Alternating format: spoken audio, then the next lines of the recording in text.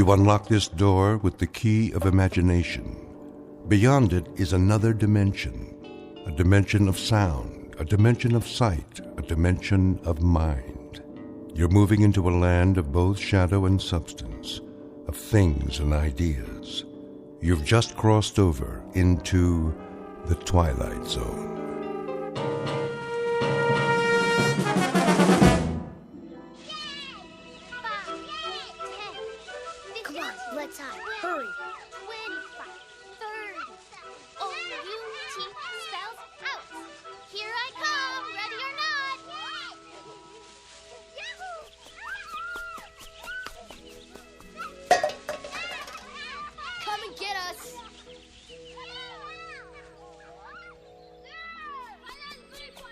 Over here! Look out! Look out!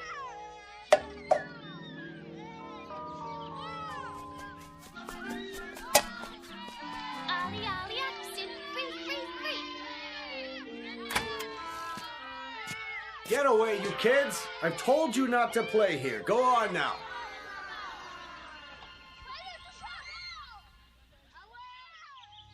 It's so noisy.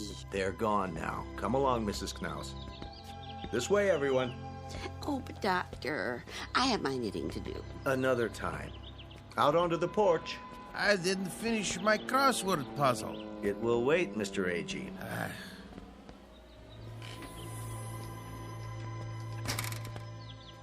Now then, isn't this a beautiful day? I don't know why we have to go. It isn't good to spend all your time inside. Everybody needs the sun once in a while. Even you, Mrs. Summers. I've had my share of the sun. Now I need my rest. We all do at our age. Where's Mr. Conroy? He's not feeling so well this morning. Well, I'm not either. What about Mr. Whitley? Why does he get to stay in? He's waiting for an important call. Watch your step. Nurse will bring the picnic baskets. Well, some of us may not want a picnic. A picnic, is it? On the grass? All those ants. We have blankets and chairs. You'll see.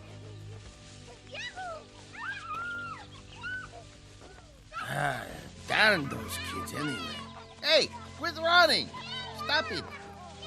Like wild Indians. They won't bother us. This way, there's a nice place under the trees.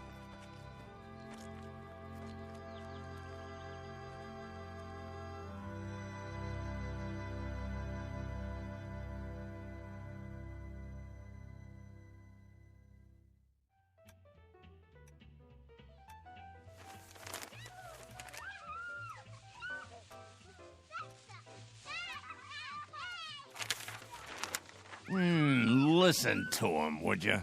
They're only children. They know they aren't supposed to play on the grounds. How can a body think? Now, Ben, just read your paper. They're not hurting anyone. Well, let them play someplace else. They've got homes, don't they? It's the grass. The what? We have such a big lawn at Sunnyvale. Kids can't resist it. Oh, what are you doing downstairs, Charlie? I thought you had to get ready. Not today. You haven't heard from your son? I thought it was all set. Maybe you didn't get my letter. Oh, he got it all right. They just don't care. Nobody cares anymore. The boy has enough problems. It's a small house and the second baby's on the way. It was a foolish idea moving in with him. They don't need an old duffer like me around. Would you listen to that? It's enough to wake the dead, I tell you. Don't be so hard on them, Ben. They're only kids. A fine state of affairs when your own son turns against you. Stay out of the over-the-Rhine neighborhood. Technology stocks extended Mr. their Whitley? gains Wednesday. Mid positive views on the cycle from There you are. Yes, nurse? You have a phone call. I do? I believe it's your son. Well, what do you know? Be right there. I'll tell him. Isn't that something? Guess you got my letter after all. Huh, I never get any letters. Or phone calls. Nope. You will, Ben, you will. Excuse me, I'd better get it before he hangs up.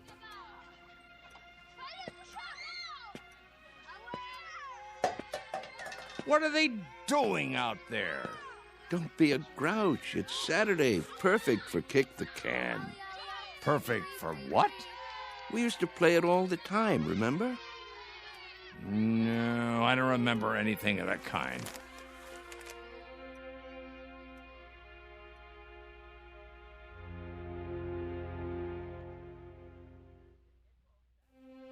Sunnyvale Rest Home, a place for the aged. The address is 1275 Tranquility Lane on the outskirts of town. It offers room and board, nursing care, and a kind of refuge from the world. Outside, a common game called Kick the Can. Very shortly, a man will have a choice to make. He can either die in this world or escape to another kind of refuge in the Twilight Zone. And now, The Twilight Zone, and our story, Kick the Can, starring Shelley Berman and Stan Freberg, with Stacy Keach as your narrator. Some picnic. Plastic spoons and forks. Well, the potato salad was good. What do you mean? It was spoiled. No, it wasn't, Emma. They made it in the kitchen just for us. You must admit, it's better when it's fresh. I think I hurt my back sitting down. Oh. The ground was damp. It was. Bad for my arthritis. Will you people please hold it down? I'm trying to read. Oh, you shush, Ben Conroy. No one's bothering you. Easy for you to say. Where is Mr. Whitley? Still in his room, probably, taking a nap. Oh, that's what I'd like to do. And why, may I ask, on such a lovely day? There he is. Going somewhere, Charles? Yes. Why are you all dressed up? It's my son. He's coming to get me. You don't say. He called a little while ago. He did. He's on his way. At least someone gets calls. What's he carrying? Is that your suitcase, Mr. Whitley? Indeed it is. You're going to stay overnight, then? A bit longer than that, I should say. That is, if they have the room fixed up. Room? At my son's house. You mean you're moving in with them? That's the plan. If they'll have me. Well, what about the rest of your things, Charlie? You can't just leave your things behind. No hurry. It all can be packed up and sent over later. Well, we'll certainly miss you. Will you come back to visit us? Of course I will. Meanwhile, I'll call and see how everyone's doing. May we write you? Please, I'd appreciate it. Mr. Cox has the address. Nobody writes. They say they will, but they never do. There he is now. Hey, aren't you going to say goodbye? I hate goodbyes, Mr. A.G., don't you? Take care, all. Here, let me carry that for you. I've got it.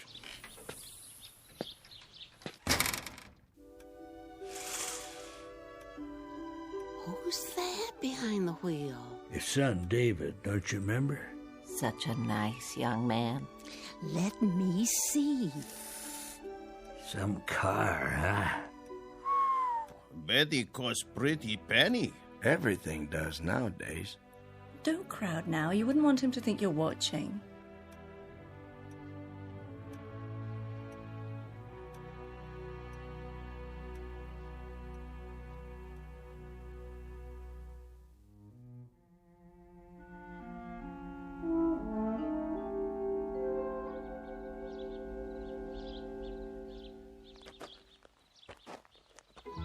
Hi, Dad. David, you're looking well, son. What's the suitcase for? Oh, just a few things for now. I don't understand. Wouldn't want to push you out of the house and home. What? Of course, I don't have that much anymore, but I suppose it could go into storage. Whoa. I think there's been a misunderstanding. There has? Get in. We need to talk. If it isn't convenient today, we can make it another time.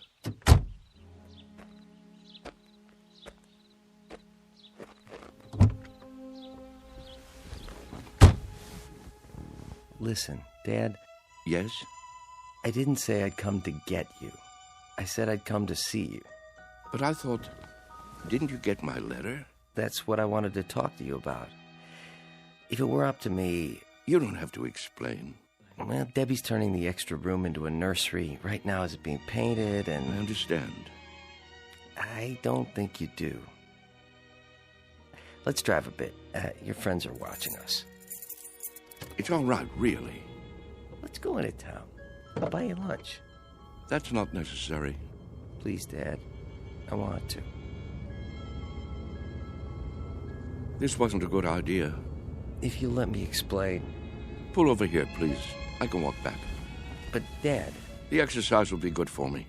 If you'll just listen...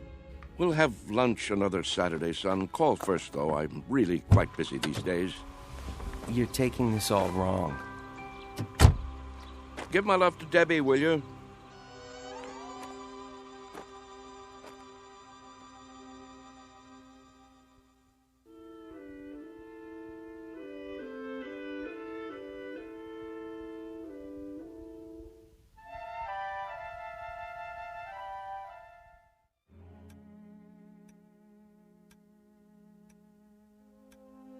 What's he doing? What does it look like? He's coming back. I thought he said... Don't stare. It's not polite. Yeah, you're it. Gotcha. Hey, where'd our can go? That old man's got it. Hey, mister. What's this? Our can. Your can? Can we have it back? Could you have... Yeah, we need it. Oh, you do, huh? Yeah, we're playing a game. Yes. Yes, I remember. This is a good can. Nice and sturdy. It will take a lot of kicks. It will? You'll have to play by the rules, though. What rules? You know the rules, don't you? Hey, give it back. Please, mister? I'd say this can is just about the perfect size. Is he gonna keep it? Hey, mister, can we have our can back? You can get another. Anyone will do. Tomatoes, beans, doesn't matter. You'll see.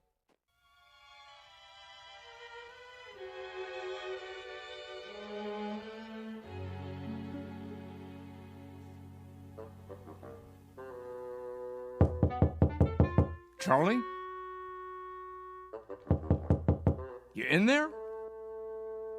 Going to be a beautiful sunny day today. And Yes? expect much more of the same over the next couple of Just days. wondered might what wanna do happened some to of you. those outdoor Not a activities. thing, Ben, not a thing. Las Vegas, 68. Los Angeles. Thought I'd lie down for a minute. Come on in if you'd like. Sorry about that son of yours. Are you? I'm not. This is a good enough place for me. I don't know what I was thinking. Here, I'll close the window for you. Why? It's a beautiful day, don't you think?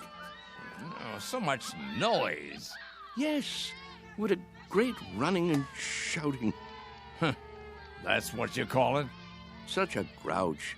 You can't stop kids from playing kick the can. It's in their blood, like statues or hide and seek, a ritual this time of year. You surprise me sometimes, Charles. And why do you say that? You actually brought that tin can up to your room? Must be filthy. No, it's not.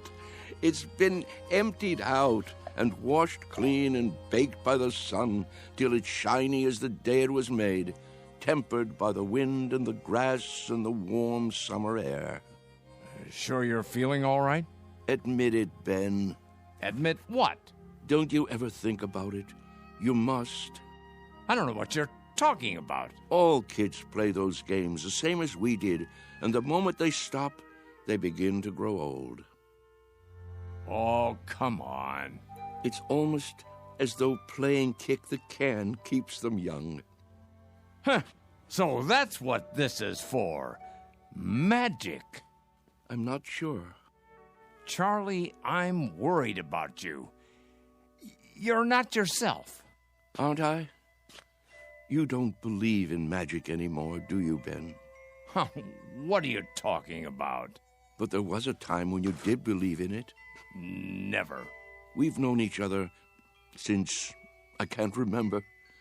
Since we were tow-headed kids. You believed in magic then. Huh, not me. Yes, you did. When we walked on different sides of the street lamp, you'd say bread and butter. When your baby teeth came out, you put them under your pillow for the tooth fairy. And when you went down the sidewalk, you were careful because you knew that if you stepped on a crack, you'd break your mother's back. Oh, you believed in magic all right.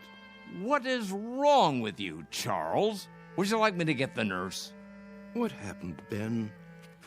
Where did the robbery take place? Robbery?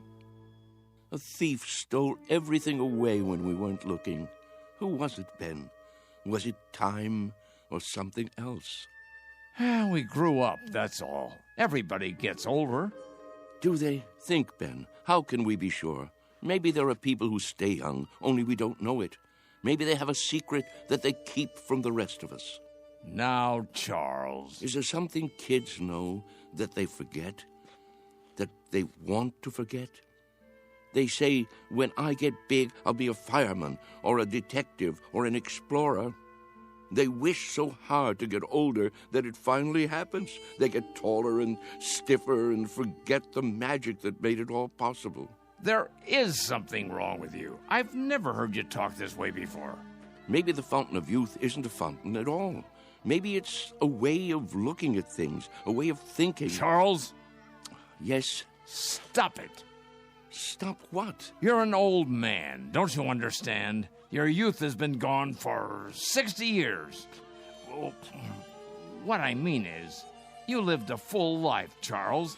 Don't go sloppy now. Don't spoil it by acting like a nut. But it's all so clear. It makes sense.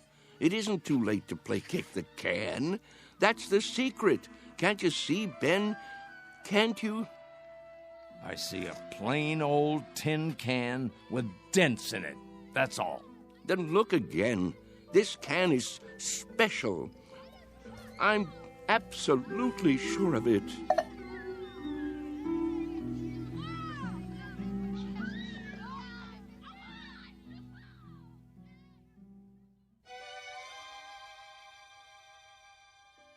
And so, that's why I thought I should tell you. I'm glad you did. It's just that I can't stand to see him make a fool of himself. Of course not. And if there is something wrong with him, something in the head, then you can get him the right medication. You understand, don't you, Mr. Cox? I do, Mr. Conroy. You were right to come to me. When he acts that way, I feel I don't know him at all. It's foolish talk, I agree. So what are you going to do? Nothing. Beg pardon? At least not for the time being. If I got excited every time someone indulged in foolish talk around here, I'd be upset every minute of the day. Let him go on about kick the can if he wants. He isn't doing any harm. But I'm worried, I tell you. It isn't like him. He's getting on in years. It's common for folks of a certain age to behave like children once in a while. Oh, nonsense. He's no older than I am. In some ways, maybe, but in other ways, when some people get old, truly old, in their minds, they may act strangely, out of character. Take Mr. Agee, for instance. He's as sane as they come, but do you remember that ruckus out on the porch the other day? Somehow he got hold of some firecrackers. The nurse found him trying to set one off. It must have been those kids. Well, wherever he got them, he could have hurt himself, and that's something that concerns me. Charles hasn't done anything like that. I just don't want to hear him talking crazy. Oh, it isn't necessarily crazy. Huh? You haven't heard him. Look at it this way. As far as he's concerned, all his best years are behind him. He can't even look forward to spending time with his son and daughter-in-law. A fine thing. So, that being the case, he'd rather return to an earlier time, one he recalls with pleasure. It only makes sense from his point of view, so he uses a time machine to accomplish it. A what? It's called memory. Is that so crazy, Mr. Conroy? Everybody does it, even you. But he actually believes he can be young again by playing kids' games. Not really. He's exploring, that's all. He'd like to believe that kick the can is a magic button he can push to make himself young. But deep down inside, he knows it won't work. Instead of the disappointment of failure, he'll never risk pushing that button to find out. Stop worrying. Your friend is fine. Are you certain? I'm certain. Until he does something to endanger his health or the health of others, there's no reason to interfere. Thanks for stopping by my office, though. Look at the time. You wouldn't want to miss dinner. Well, in that case, I suppose... It still troubles you, doesn't it? What would you have me do? Maybe if you talk to him. It would be a waste of time. But you have a point. Perhaps I'm reluctant to face the facts myself. Every time one of our people goes senile, I get a little cold inside. When I took this assignment, I was 32. Now I'm 43. Everyone grows old, Mr. Conroy. Everyone.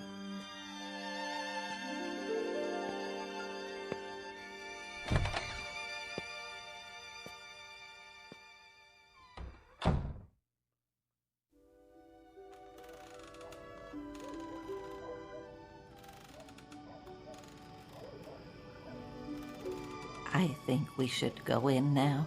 Yes. It turns chilly this time of day. Stay a while. We can watch the sun go down. I've seen enough sunsets, thank you.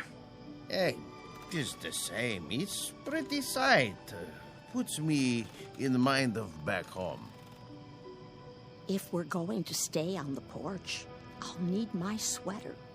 Why don't you come inside with me, Mrs. Summers? Give me a moment to get my strength. There you all are. I wondered where you'd gone. Hello there, Whitley. Hello. We were just going in. Why? Before it gets dark. I have my programs to watch. What's wrong with you people? Wrong. Nothing in particular. Then show a little life. Aren't you the same ones who used to skip rope and hunt pollywogs and night crawlers when the sun went down? Why, I don't think so. Don't ring a bell. Well, I was. If you can't remember it, I'll remember it for you. The weather was just like this back in Wheattown of a summer evening. Right after dinner, you'd hear a banging of screen doors all down the block, and there we'd be, Stanley Maple and his kid brother, Wes, and Ben Conroy, and the Arvis girls, and some others whose names I can't think of. The air would be soft like this, children weather, and we'd come out with no coats, and we'd start shouting and play kick the can. Yeah, you're right. Everybody played that game. Absolutely everybody. Or catch, or hide and seek. Seems like a million years ago. I was fastest runner on the block. Were you? Sure was. When we played kick the can, I was never it. But now, ooh, look at these legs. I remember. Sure you do. But we all grow old. I miss the running most. I think if I could only run again, growing old wouldn't be so bad. I agree with that. That's one way to look at it. Maybe we can't run as far and as fast, but we can move about and there are lots of trees and bushes. If the hunted are handicapped, so is the hunter. You can't be serious. He isn't serious. But I am. I was the fastest runner on the block. Us? Children's games? It's the secret. Can't you see? The secret of youth. Well, now, I don't know about that. Look at this. What do you see? Ooh. What have you got there? Just what you think it is. The fountain of youth. The source of the Nile. Looks like a tin can to me. It's a good deal more than that, I promise. Take another look. Think, feel. Have you forgotten how? Have you all gone too far to turn back? Back to what? You mean to what we were? Yes. Do you feel it inside you yet? Here, take the can, touch it, pass it around. Does it wake the part of you that's been asleep? Let me see that. Well? Why? It fits perfectly in my hands. Here, Mr. Agee, you try. Okay. Ooh, I thought it would be cold, but it's warm. Is it? Of course it is. Put it like a seashell. Now listen. To what? Can you hear it? Summer, grass, running and jumping, youth. I hear something. It's telling you to wake up. This is the last chance. Somebody, tell me I'm not crazy. Or if I am crazy, prove it to me. I can't play kick the can alone. Well, I don't know, Charlie. I'm not quite sure, but I think these legs, they might just work. Oh, there's the sprinkler. Yep. Every afternoon at this time. Now we must go in before the spray blows this way. Yes. Sprinklers? I remember sprinklers. We all do, don't we? Hold on. Do you see it? See what? A rainbow. Look at it in the air, above the lawn. Why, I believe I see it. Remember running through the sprinklers on a summer's day? What could be more fun than that? Wait, Charles. What are you going to do? What does it look like? I'm going to do what feels better than anything. Run through the sprinklers and cool off. Somebody hold my shoes.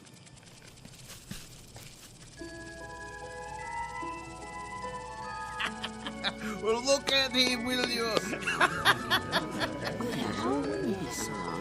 This way, everybody. It feels great. Mr. Whitley. Charlie, what are you doing? Come on in. The water's fine. Nurse! Nurse! Yes? Help me get him inside. Yes, Doctor. Don't worry about me. I'm having a great time. That's enough. He's soaked. Get him some dry clothing and put him to bed before he comes down with pneumonia. Right away. Ah, you're spoiled sports. That's what you are. I don't need any help. Don't be difficult, Mr. Whitley. Just come along. I'll get you a towel. What are you doing, Ben? Did you call them? It's for your own good, Charlie. You'll only hurt yourself. I thought we were friends. We are. That's why. This way. I'll bring your shoes later. All right, everybody. The party's over. But he wasn't hurting anyone, was he? You see, he's been talking to them. Pretty soon he'll have them believing it. I was afraid of something like this. Yeah, it's like he's gone crazy after all. I'll have him moved to the observation room in the morning. But, Doctor, to be all alone, that'll kill him. If I don't, he'll end up killing himself.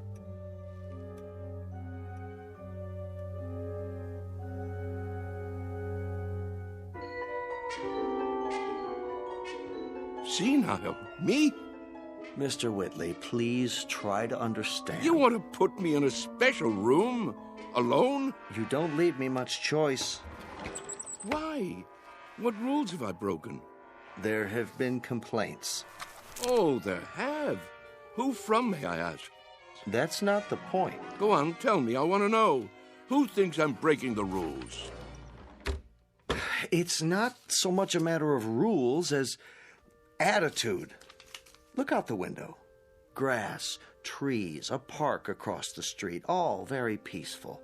The kind of place people come to for rest and relaxation. It's what Sunnyvale is known for. But if things happen that rile them up, disturb their peace, well, then we can't stay in business. You see that, don't you? So the charge is disturbing the peace. And for that, you want to isolate me from my friends. I hope that won't be necessary now. You've got to go out there and show them you're all right. Cut the crazy talk. Learn to fit in. That's not hard, is it? What a choice. To keep that nurse from pawing at my pulse all day, I have to sit like a vegetable, stare into space. Listen, I'm trying to help you. Keep on like that, and they'll put you away. I won't have a choice. Use your head. Maybe you're right. There. You see? You're an intelligent man. It's a question of playing the game. Isn't that something we all have to do? Yes, I suppose it is. Good, Mr. Whitley. I knew you'd see it my way. Now, why don't you go up and rest before dinner? Tonight's the bingo game, remember? I remember. Goodbye, Doctor. Goodbye, Mr. Whitley. Anytime you want to talk, feel free. I consider it part of my job.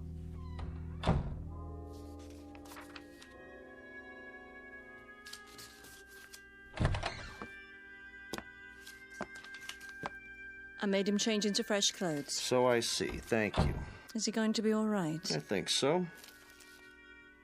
It must be quite a transition. Remind me of that when it's time, will you, nurse? Time for what? To pack it all in. Personally, I think I'd rather go back to the town where I grew up instead of rooming with a house full of strangers.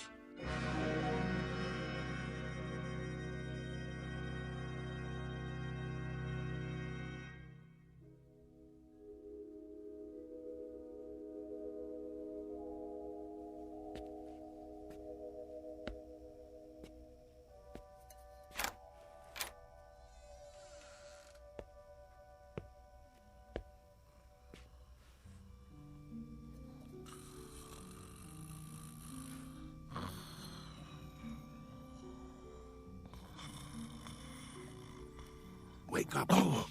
Who? What? Come. Charles, what is it? Shh. Quietly. Come where? We're going to play a game. What do you have there? What does it look like? An empty tin can. We're going to play kick the can now? It's dark outside. It usually is in the middle of the night. Now get your robe and come with me.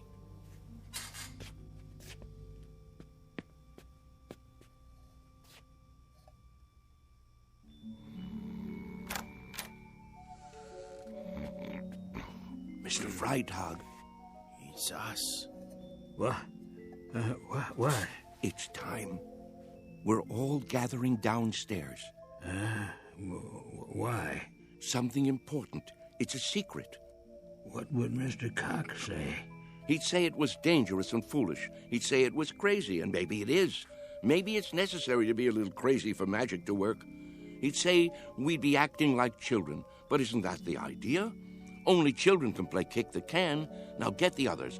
Freitag, wake Mrs. Summers. A.G., you get Mrs. Wister and Mrs. Knaus. Let me see, who else? There's Mr. Carlson. Everyone? Everyone. Well, what if they won't come? They've got to. Don't take no for an answer. Hurry. I heard people walking around. Whoa, what's going on here? Mr. Whitley has an idea. Would you like to come too? Hello, Ben. Charles? What are you doing? Go on. Do as I said. Yeah. Right away. I'll see you downstairs.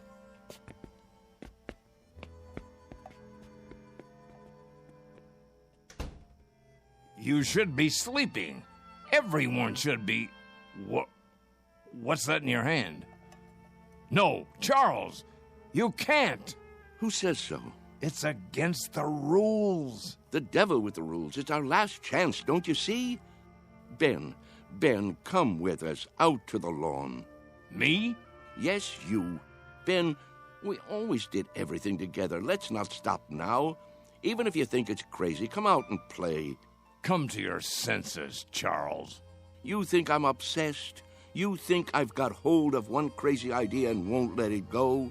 Well, haven't you? Maybe so, but where I have one idea that's strangling me, you have dozens. You're the one obsessed.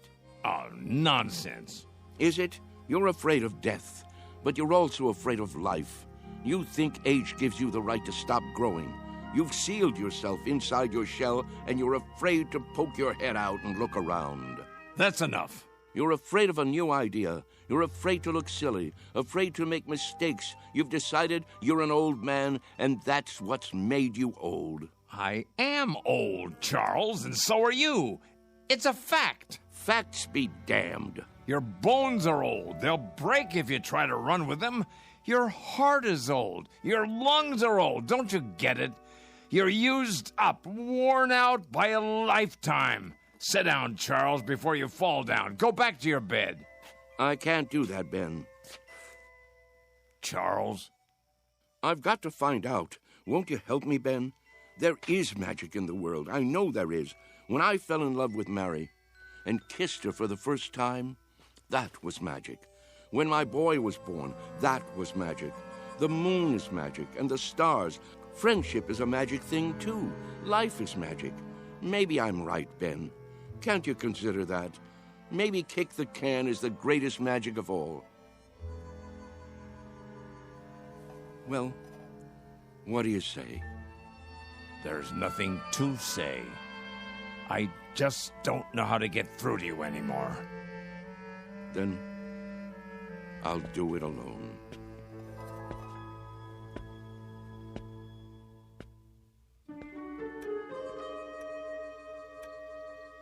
What are we doing here?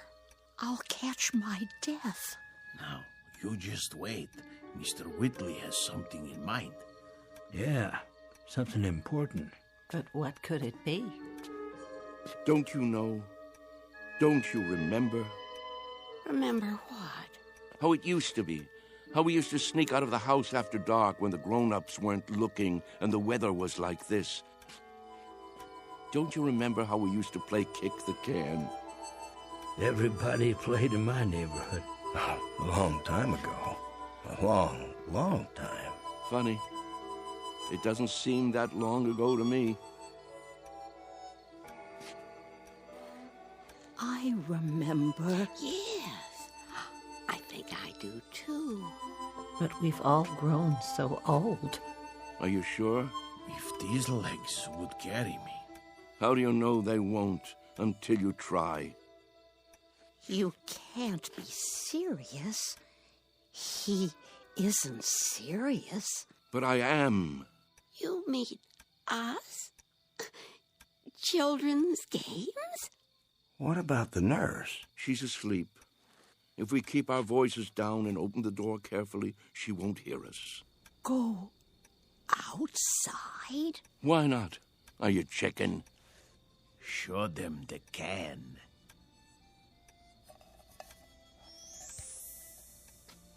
Where did you get that? From some kids. They've already broken it in. Well, are you with me? Or do I have to play kick the can all by myself? Who remembers the rules?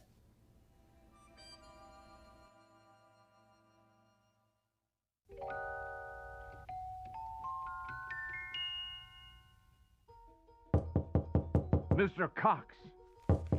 Hold your horses. I'm coming. What is it? Mr. Cox, come quick. Keep your voice down. You'll wake everybody. They're already awake. Hurry, hurry. You've got to stop them. Calm down, will you? What are you talking about? You'll see. Come to the front room. Easy, Mr. Conroy. Now, what is it exactly that I'm supposed to see? There's no time to lose.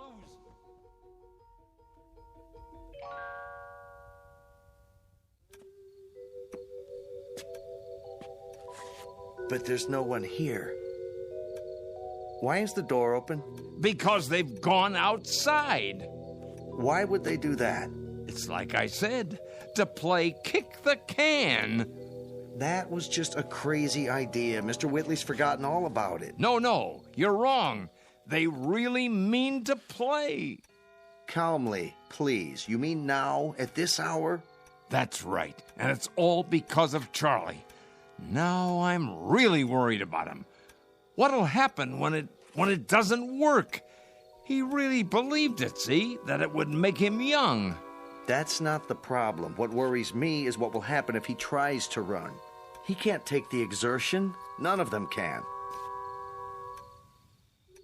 5, 10. Where? 15. Look, 20. the front lawn. 25. 30, 35, 40, 45, 50. Come on, I know. Ready or not, here I come. Come on, everybody, let's hide. This is gonna be good. Over here, hurry up. 85, 90, 95, 100. Ready or not? Where are they? Here I come. And what are these kids doing here? I told them to stay away. Look out! Run, Amanda, run! Maybe they're around the other side. I'll go check. Hey, kick the can over to me. Hey, Ben! Look at me! I told you it would work. Charles? Come on, you want to play? No, it can't be. Ben, you better hurry up, or it'll be too late for you.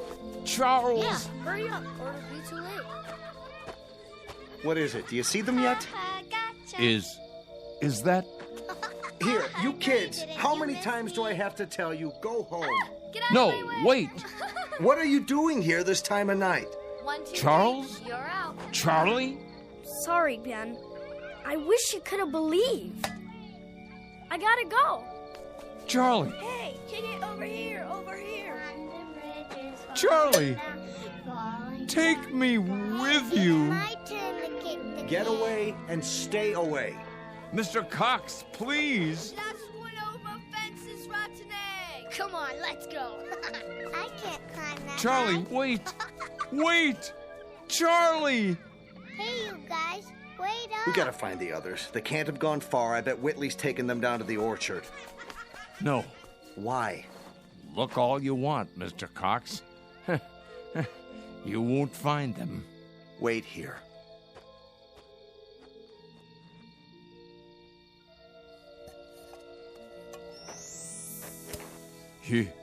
You forgot your can, Charlie. But don't you worry none. I'll keep it for you. Inside. In case you ever come back for it.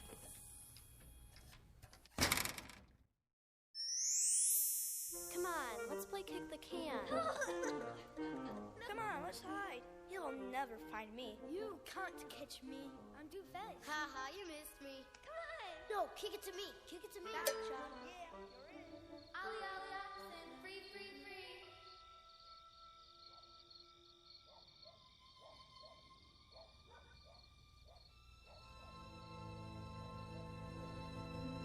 Sunnyvale Rest Home, a place for people too ancient to remember the fragile magic of youth. A place for those who have forgotten that childhood, maturity, and old age are magically intertwined. A dying place for those who have grown too stiff in their thinking to revisit the Twilight Zone.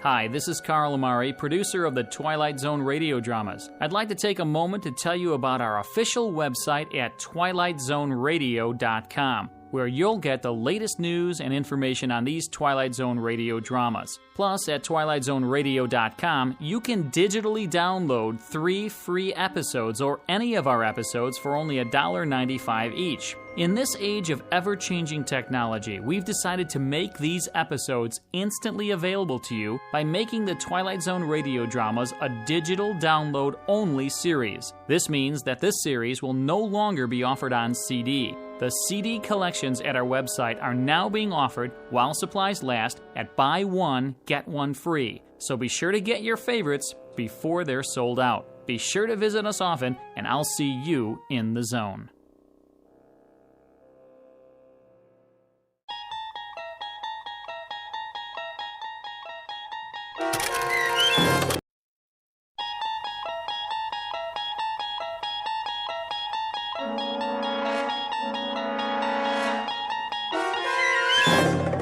You unlock this door with the key of imagination. Beyond it is another dimension, a dimension of sound, a dimension of sight, a dimension of mind. You're moving into a land of both shadow and substance, of things and ideas. You've just crossed over into the Twilight Zone.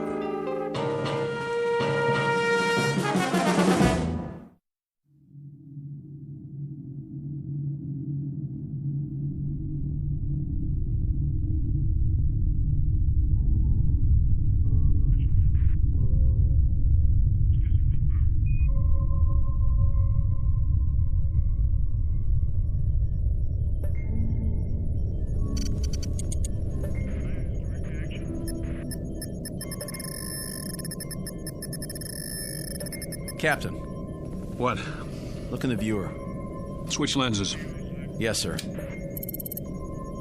It was at 255-417. I don't see anything. Maybe not now, but something glittered down there. We went over a lake, you know. I know, it wasn't that. Well, we'll take a closer look, but it's probably the lake. Wasting our time again.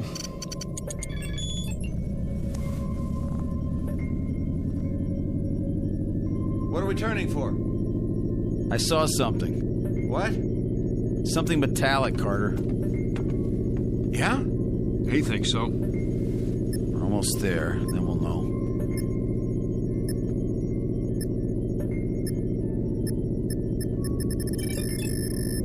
You look at that. Trees, rivers, a regular incubation lab on this planet. I know what you're thinking. Don't. It's gotta happen sometime. Yeah? Who says? Only the astrophysicist, the biologist, and... Mason, you've got aliens on the brain. You're contact happy. Maybe we've been out too long. Do you really think man is the only intelligent... All right. So we're going to meet another race. Great. It would be great. It's going to happen sooner or later. Why not to us? Man, that would be something. Another... There it is, in the viewer. Looks like it might be a ship. Don't count on it. Well, let me see that. We're passing over. Aren't we going to... Will you please... We should at least stop and take some specimens. Mason's right, Captain. But it's your call. In your flight chairs, we'll set down.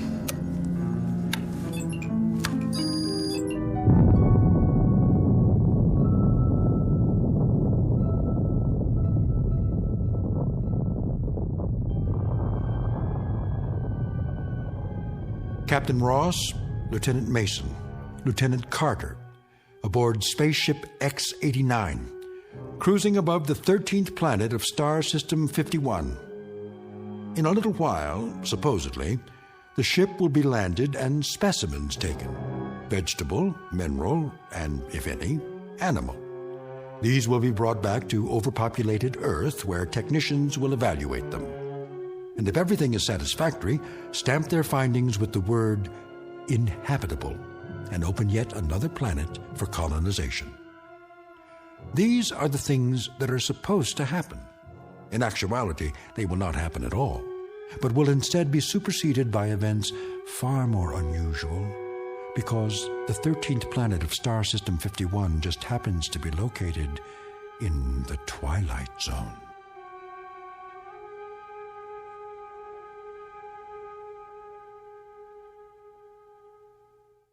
And now, The Twilight Zone and our story, Death Ship, starring John Schneider with Stacy Keach as your narrator. You heard the man. Strap in. We're going down. What's the matter with the captain?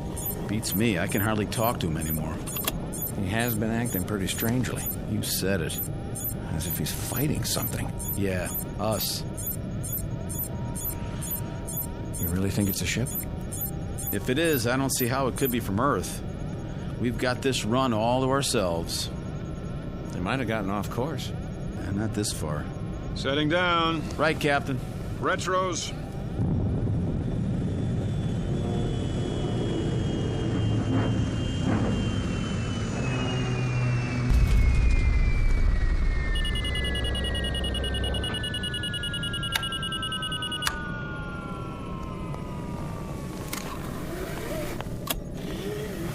Look out the porthole.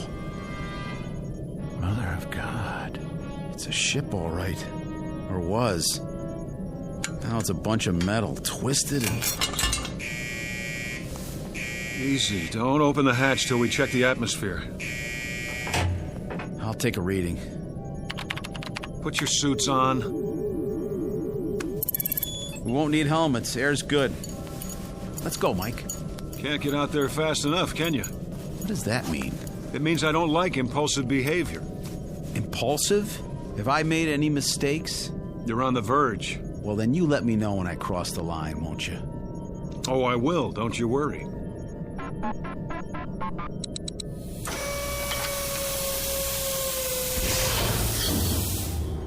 We stay together, nobody takes any risks. That's an order. I understand, Captain. Carter? Yeah? All right, then. Let's go.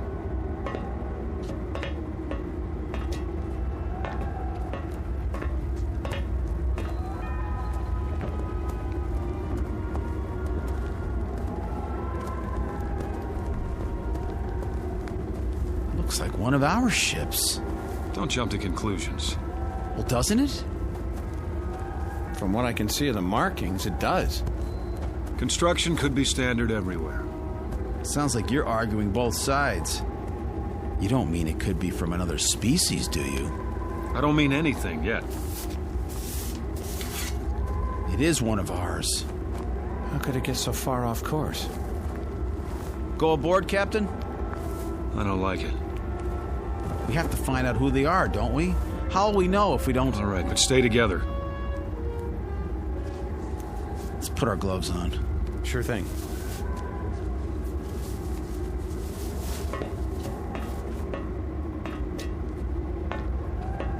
Man, pretty familiar, isn't it? Even all bent up like this. It's from Earth, no doubt about it. We don't know that. But Captain, look at the shape, the styling. We don't know it, Carter. Hatch is jammed. Maybe the cabin's still pressurized. Not likely. Door frame's probably twisted. We'll try it together. If it doesn't open, forget about it. Forget about it? There isn't time. We have a schedule to keep. It's moving. Let's go.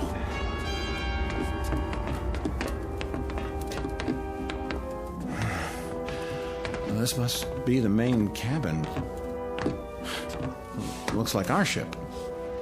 Use your flashlights.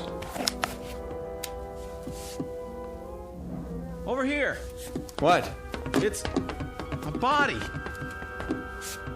Turn him over. Don't. Give me a hand. Dear God. Wait a minute. Do you see what I think I see? There's another one against the wall. Help me lift him. Don't, I said. What is going on here? That one has a face like... Nothing's going on. And the third one, he... Carter, try the auxiliary lights. But Captain, is it just me, or are we standing here looking at three bodies with three faces that look exactly like our faces? Auxiliary lights. I don't understand. It's not what it seems. Not what it's... Just hang on. Here come the lights. All right, then. First things first. Here's an ID wallet in this one's breast pocket. And here's his government card, picture and all. It says, Lieutenant Robert Mason. See it? That's my name, isn't it? That's my face, just like the one in my pocket right here. Well, isn't it? Put it back. Everybody see it? The same as mine, identical. Put it back. I don't get it. The same with the second one. What is this? You're letting it get to you. Get to me? This is my picture. Me. Hang on, lay them out and get something to cover them with, both of you. Captain, look at the third one and tell me it's not... I see it. Cover them now. No, I'm not touching them again. Carter. Nobody else touched them. I don't know about you fellas, but I need an explanation for this. We're leaving this wreck now. I said now. Everybody out.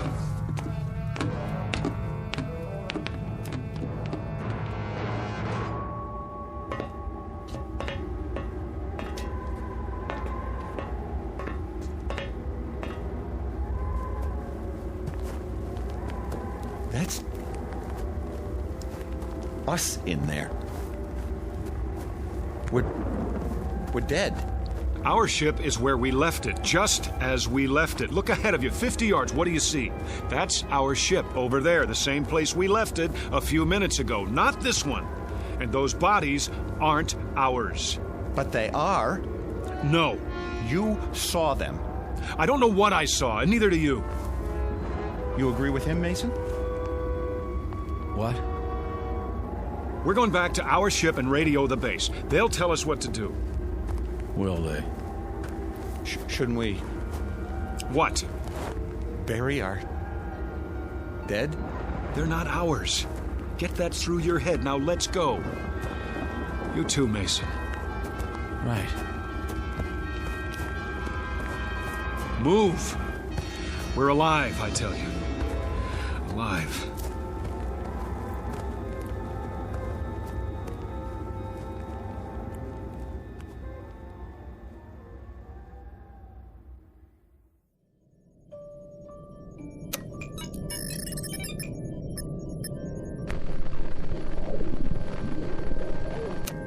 Nothing. Try again.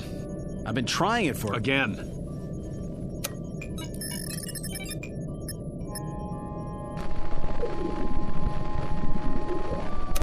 Captain, there's no point if it won't... What is this? It was working before. Maybe it's this planet. What are you talking about? Maybe there's an interfering field of... That's ridiculous. Try the radionic signal. Captain, it's not going to. It's... Will you do as I say? Yes, sir.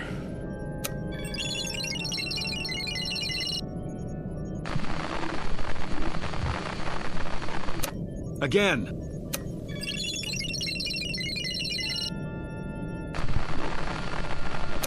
Again. If it doesn't work the first time... They didn't hear us. The return signal is automatic. Do I have to tell you that? All right, let's go over this again. There's an answer here somewhere. Those bodies in the other ship aren't ours. That much we're sure of.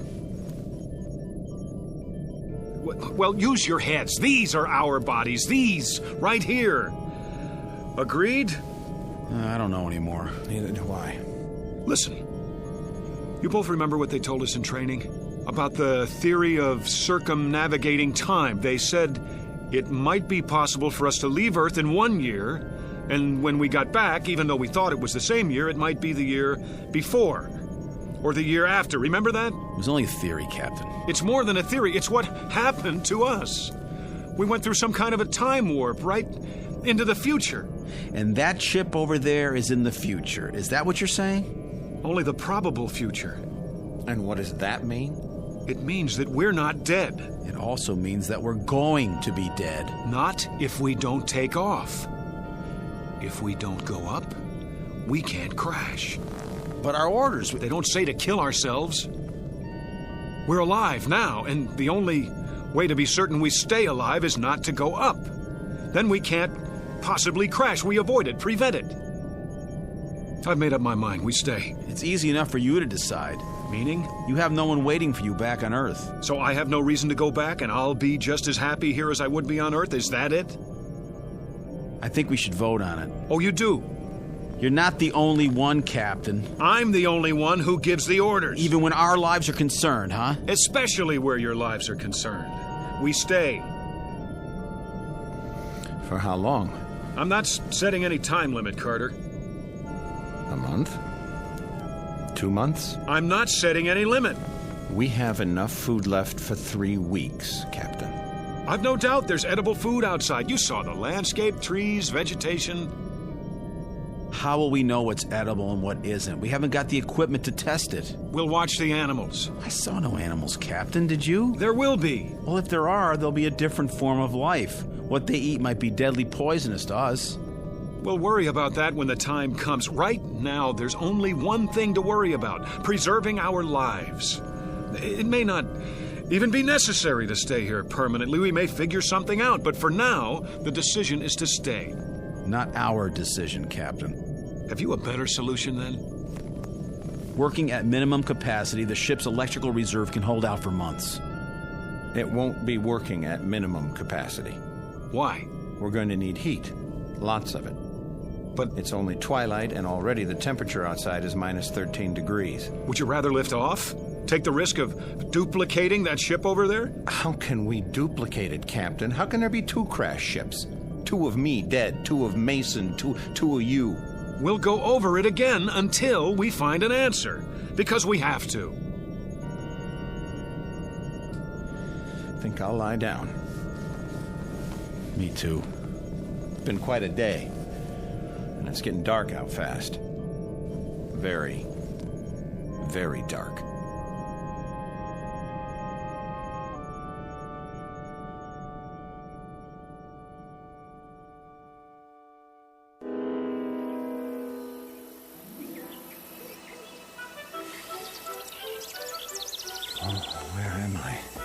Mike?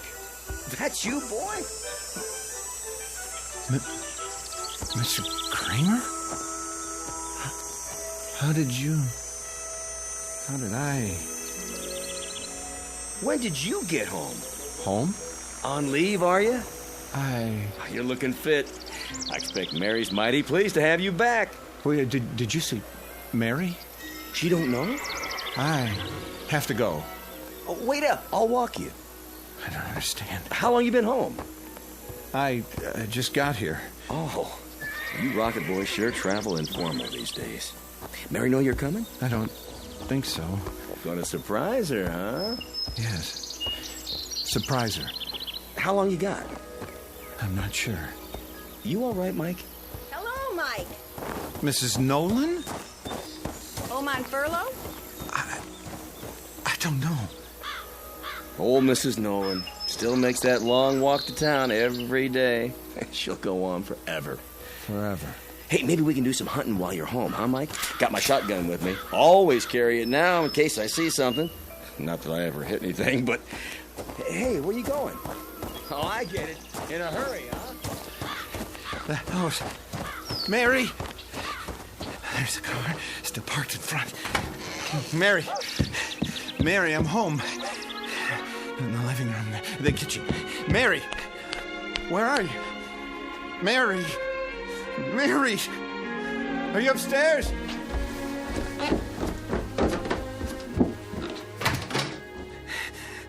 Oh, Mary! Why are you lying there on the bed like that? Is something... I'm here. Can't you hear me? What's this? Telegram. To Mrs. Michael Carter. We regret to inform... Carter. Regret to inform... Carter. What is this? I'm talking to you. What are you... What's the matter? Captain? What's the matter with you? I was home. Where? Home. My home. You were here. You are here. No. No, I swear it. I saw Mary. She was there with a telegram. It said that I'd been killed. You're alive. Those people I know, Kramer, Mrs. Nolan. I just remembered they're dead. Stop it, Carter. Kramer was killed in a hunting accident. Mrs. Nolan was... It never happened. There's an explanation for this. What explanation? I don't know what, but we'll find it. We'll find it, Carter. We'll go over it again and again until we do. You, me, Mason. Where's Mason? He was in his bunk. Well, he's not there now, is he? I've been here the whole time. The hatch is still locked. Mason! Mason! Where is he? Well, where'd he go? You tell me. There's nothing but his blanket.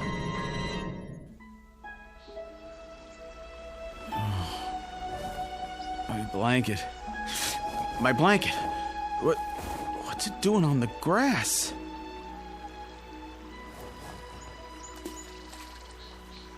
Fishing pole? Can't be. Oh, there you are. I thought I'd never find you. Jeannie. I looked and looked. I found him. Can't be. Lunch is ready, Daddy. And mine's hungry. It's all your fault. Jeannie, is it really you? What's the matter, Daddy? Come here. Oh, come here. Oh, Jeannie. What is it, Daddy? Oh, it is you. What's wrong with you? Oh, nothing. I'm just glad to see you, that's all. Oh. That wasn't your mother you were just calling just now, was it? You're acting weird, Daddy. Jeannie, was it? Yes, Daddy. You know that. Where is she? Over by the table. Where? Where?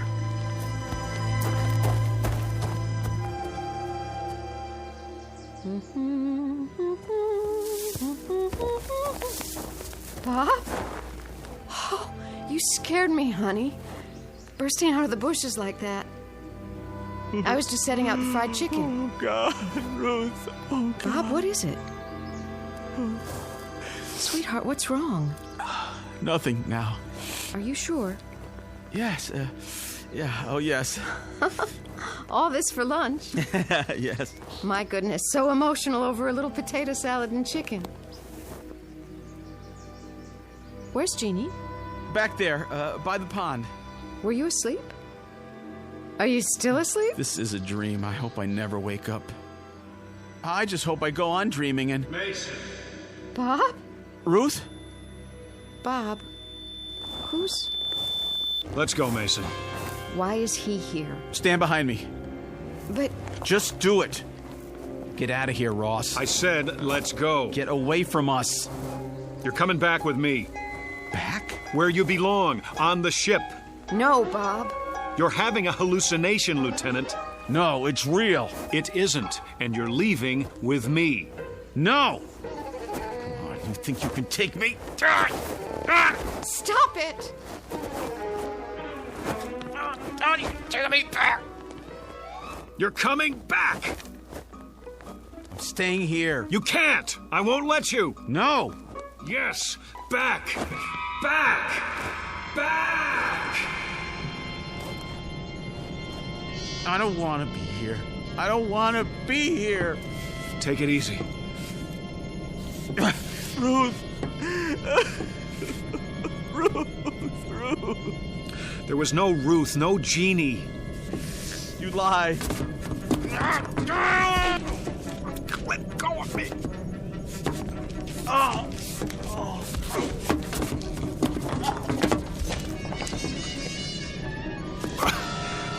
Look in your billfold. Look. What does the clipping say? Read it. Leave me alone. I'll read it for you. Space pilot's family dies in car crash. The wife and 7-year-old daughter of astronaut Robert Mason died early this morning when the car they were in... It's not true. Now do you still insist you were with them? You alive? They dead? I was with them. I was, and you took me away. It's not true, Mason. You took me away from my wife, my home, You were here all the time. You and Carter. He was gone. No. We just couldn't see him, that's all. What are you talking about? I know what it is now. That's what I'm talking about. Give me that clipping. I was wrong. It had nothing to do with circumnavigating time. Nothing at all. Mason, remember what you thought when you saw that ship over there? Alien contact. That's what you thought. And that's exactly what's happened to us. But, Captain, there are no such things as... Listen to me. Neither of you was where you thought you were, at home. That ship over there isn't ours, and those bodies aren't ours. We've been tricked. By who? By whoever it is that lives on this planet and doesn't want anyone else to live here. Now who's crazy? Don't you understand? We haven't seen them, but there are aliens here. But aliens who aren't strong enough to chase us away by force or kill us. So what can they do? How can they keep their planet from being colonized? By mind control, that's how. By picking at our brains and finding the death fear and making use of it by showing us our ship crashed and us dead inside of it, scaring us so much that we didn't dare take off again and therefore haven't been able to make our report about this planet. They even know that we can't radio or report to Earth because there's too much interference. You didn't believe there was interference before. I believe it now. Everything that's happened to us since we landed on this planet has been a delusion. No, it happened. I was home. It was a delusion. Even Mason's disappearance? Well, why not? If they can make us believe we saw a crashed ship, saw our own bodies inside that ship, they can make us believe anything. That ship over there, that pile of twisted metal, it's not real. Is that your theory? You may see it, even think you touch it. That doesn't prove it exists. What's going to prove it doesn't exist, Captain? What's going to prove that everything you've said is true? I'll tell you what's going to prove it, Lieutenant Mason. Us. Going up, taking off, and going all the way back to Earth. Proving that there's nothing holding us back but fear and delusions. Now take your positions and let me at the controls. Wait a minute. In your seats, shoulder straps. What if you're wrong? I'm right. You thought you were right before. You were ready to keep us here indefinitely. You were so sure. Then in a few minutes, we really will be dead. Flight seats, now.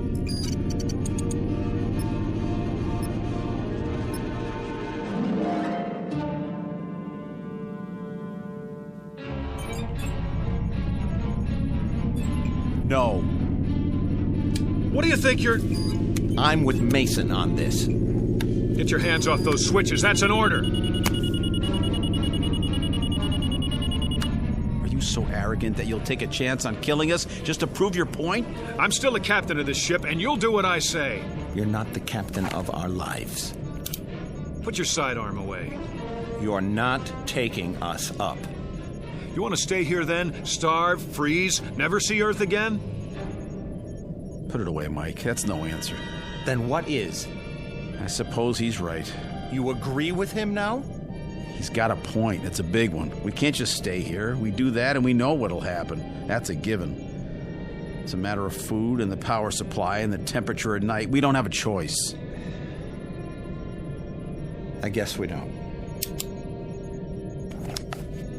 There's only one place left to go, and that's up. God have mercy on our souls.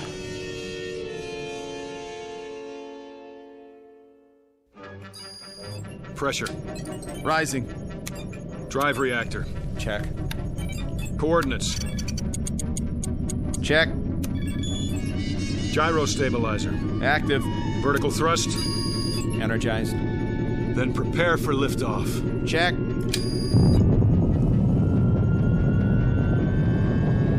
$200, $300, $500. Here we go. 1,000, 1,250, 1,500, Captain. Look at that. 2,250, 2,750, 3,000, 4, 5, 6,000. We're out. Release shoulder straps. We did it, boys. Check the viewer.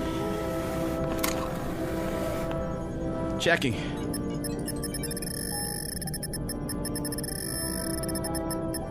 Well, see anything down there now? You were right. If I ever see anything glitter in that viewer again, I'll keep my mouth shut. I was right. Captain? What are you doing now? Taking her down. We're landing. What? Say that again. Now that we know what it is, there's no reason we shouldn't go back, is there? No reason? Are you out of your mind? Captain, for God's sake! Think. The other ship, the bodies that looked like ours, all an illusion. That's what we were afraid of, but none of it was real. Maybe. That's still a hypothetical. Yeah, we have to get out of here while we have the chance. Now stand aside. Get your hands off the controls. We have orders, Carter. Pick up specimens for analysis. We are going to pick them up. No, we're not. You're not going to. Now you've done it. Now you've done it. Let me at the main controls. You were right the first time. That was us down there. We're gonna crash. Now. No. We're going to die. We're not going to die. I'm not going to let us die. Auxiliary thrusters. It's no use. The stabilizer. The stabilizer! Heck!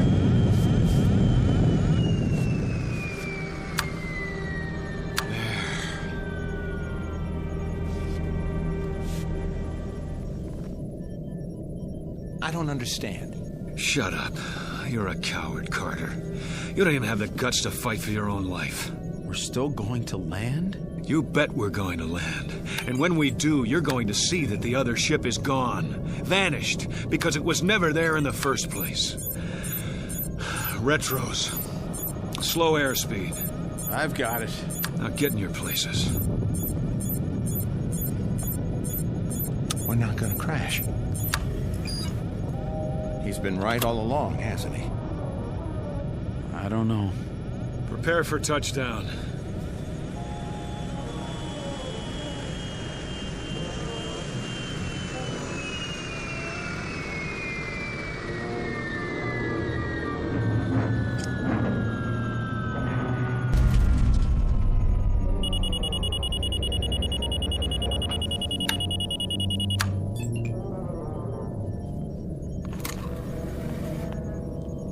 Now, take a look out the port. It's too dark to see anything. Use the spotlight. Looking. Well? Landscape looks the same. Clear? Clear, but how do we know we're facing in the right direction? Give me that. Go on, take a good look. Hills, trees, and... What is it? Let me see. Oh, no. No, no. Gone, Captain? Vanished? Is that what you said? All right. It's still there. I'll say it is. The same wreck. That doesn't mean... I'll tell you what it means. It means you're wrong. Dead wrong. Hang on. There's an explanation for this. And that would be? I don't know yet, but... You'll never know. And neither will we. Now we'll have to go up again, and this time we'll really crash and be killed and end up looking just like those poor... No. What did you say? We're not going to crash. How do you know? We're not going to crash because we already have crashed. Explain that. Stop fighting it, Captain. You're all out of explanations. What are you... There's only one explanation left, and you know what it is. Mason? I know nothing of the kind. Yes, you do. Carter was home, and that telegram was really there. I was with my wife and daughter, because I'm like them now. No. Accept it, Captain. Accept what? Stop trying to prove that we're alive. We are alive. I don't know what it is that's happening here, but there's an answer somewhere. Somewhere. I've given you the answer. I don't accept it. We're going over this again. We're going to find the real answer. Maybe you should listen to him. Can't you see that's what we've been doing? Going over it again and again? Then we'll just have to keep going on until... What happened to the lights? Mason, Let us die, Captain. I can barely see you. It's like I can see through you. Let go of us. Let us die. No. We're alive. We're going over it one more time from the beginning. You hear me? One more time.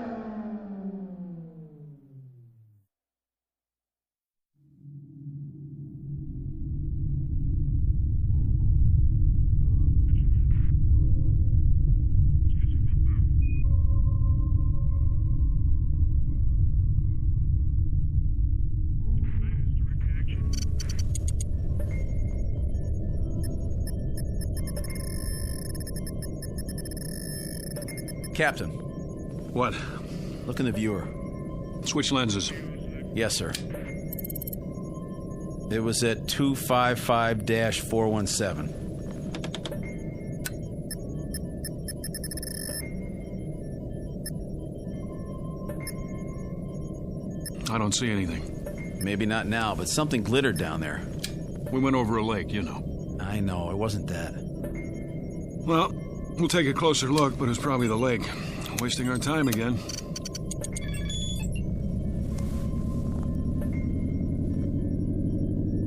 What are we turning for? I saw something. What? Something metallic, Carter. Yeah? He thinks so. We're almost there, then we'll know.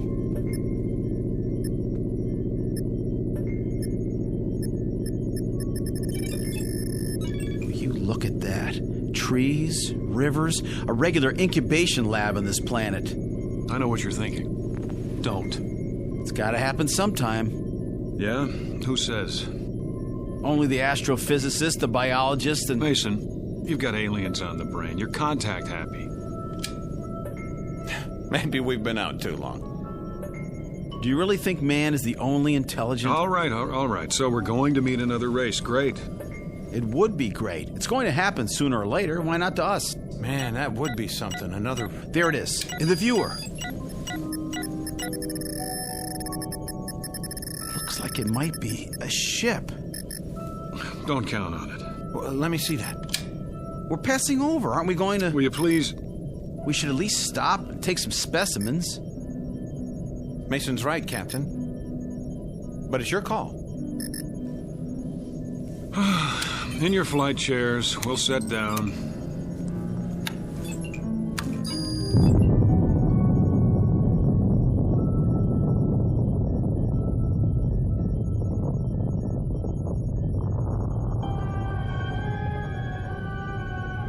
Captain Ross, Lieutenant Mason, Lieutenant Carter, aboard spaceship X-89, cruising above the 13th planet of Star System 51.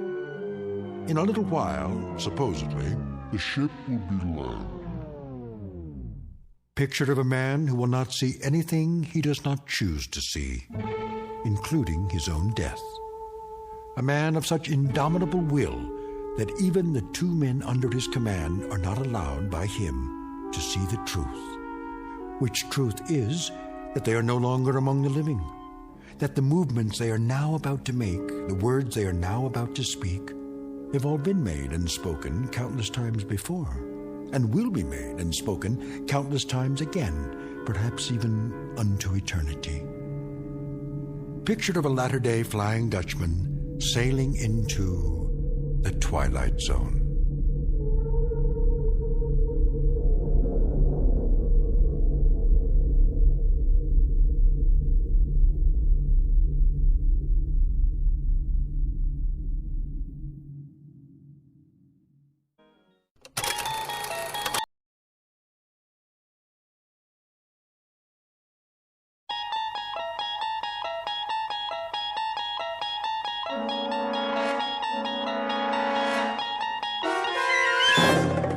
You unlock this door with the key of imagination. Beyond it is another dimension, a dimension of sound, a dimension of sight, a dimension of mind. You're moving into a land of both shadow and substance, of things and ideas. You've just crossed over into the Twilight Zone.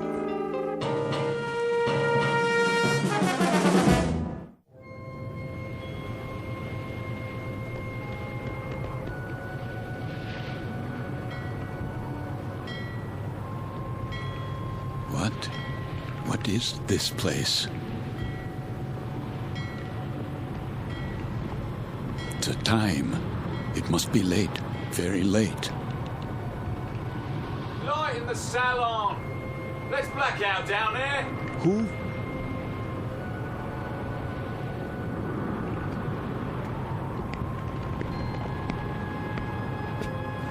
Forgive me, sir. Yes? Are you addressing me? Begging your pardon, but they'll be finished serving dinner soon. They? The galley crew, sir. Why do you tell me this? Well, I only meant... What? What did you mean? Well, all I mean to say is, you'd best go in now, sir, if you want your evening meal. My meal? The salon will be closing in a few more minutes. Oh, yes, of course. In the salon. Is that what you call it? Yes, sir. It's very dark out here. Would you like to follow me? Follow? The lights, you see. From now on, I'll have to switch them off when we open the door to the deck, and then on again. You understand, sir? Because of the blackout. The blackout? Yes. This way, sir. Are you all right? Why wouldn't I be? Is something wrong with my appearance? Why, no, sir. It's only that... Is this your first time? My what? Your first passage. It can take a bit of getting used to. Sea legs and all that. I'm quite used to being at sea. Thank you. I was just... Yes, sir? Listening. To the engines? Don't worry, sir. The diesels were checked thoroughly before we left port. And Captain Willoughby's top drawer. He'll get us there safe and sound, you can be sure of that. No, not the engines. What then? I was listening to the water. The cold ocean water out there. And the night.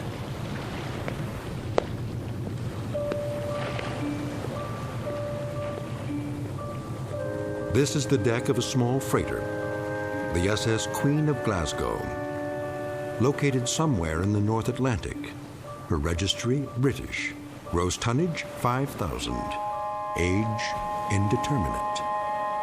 At this moment, she is one day out of Liverpool. Her destination, New York.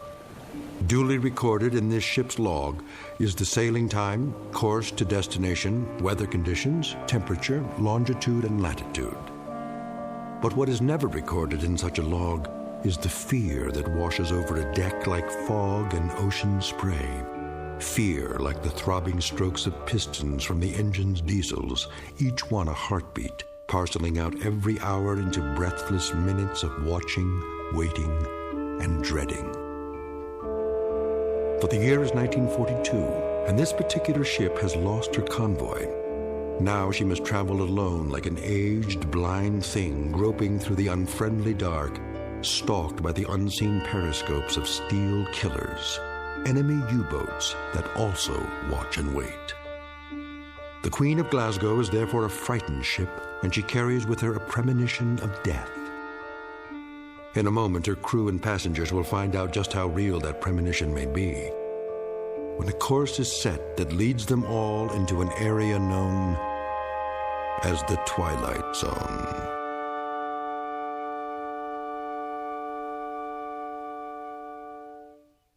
And now, The Twilight Zone and our story, Judgement Night, starring Chelcie Ross, with Stacy Keach as your narrator.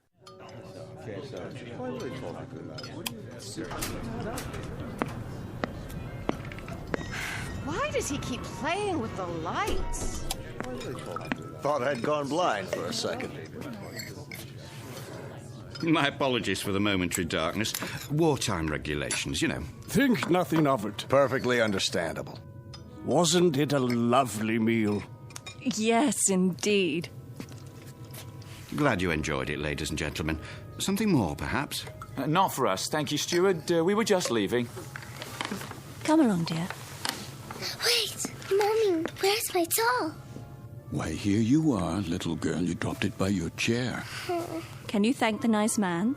Thank you. You wouldn't want to leave your dolly behind now, would you? Come along, Joanna. It's well past your bedtime. Yes, Daddy.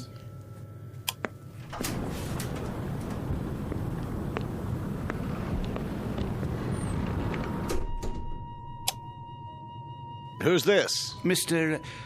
I'm afraid I didn't get the gentleman's name. You are... Forgive me, I'm... Lancer. What's that? Aren't you Lancer? Oh, yes.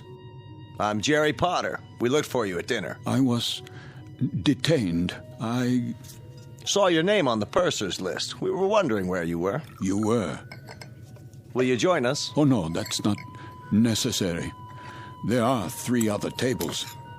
3 empty tables? I'm really not very hungry.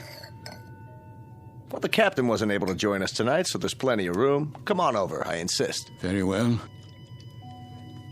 Coffee, sir? Yes. Thank you. I believe I would like some coffee. Here's your seat, Mr. Lancer. The more the merrier, I always say. The coiner of phrases. We could do with a bit of merriment. Let me help you, sir. I'll get the coffee. Wait.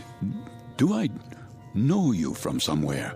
I don't think so, sir. But your face, I'm sure. It might well be. I've travelled this line for a number of years. Perhaps it was on another ship before the war.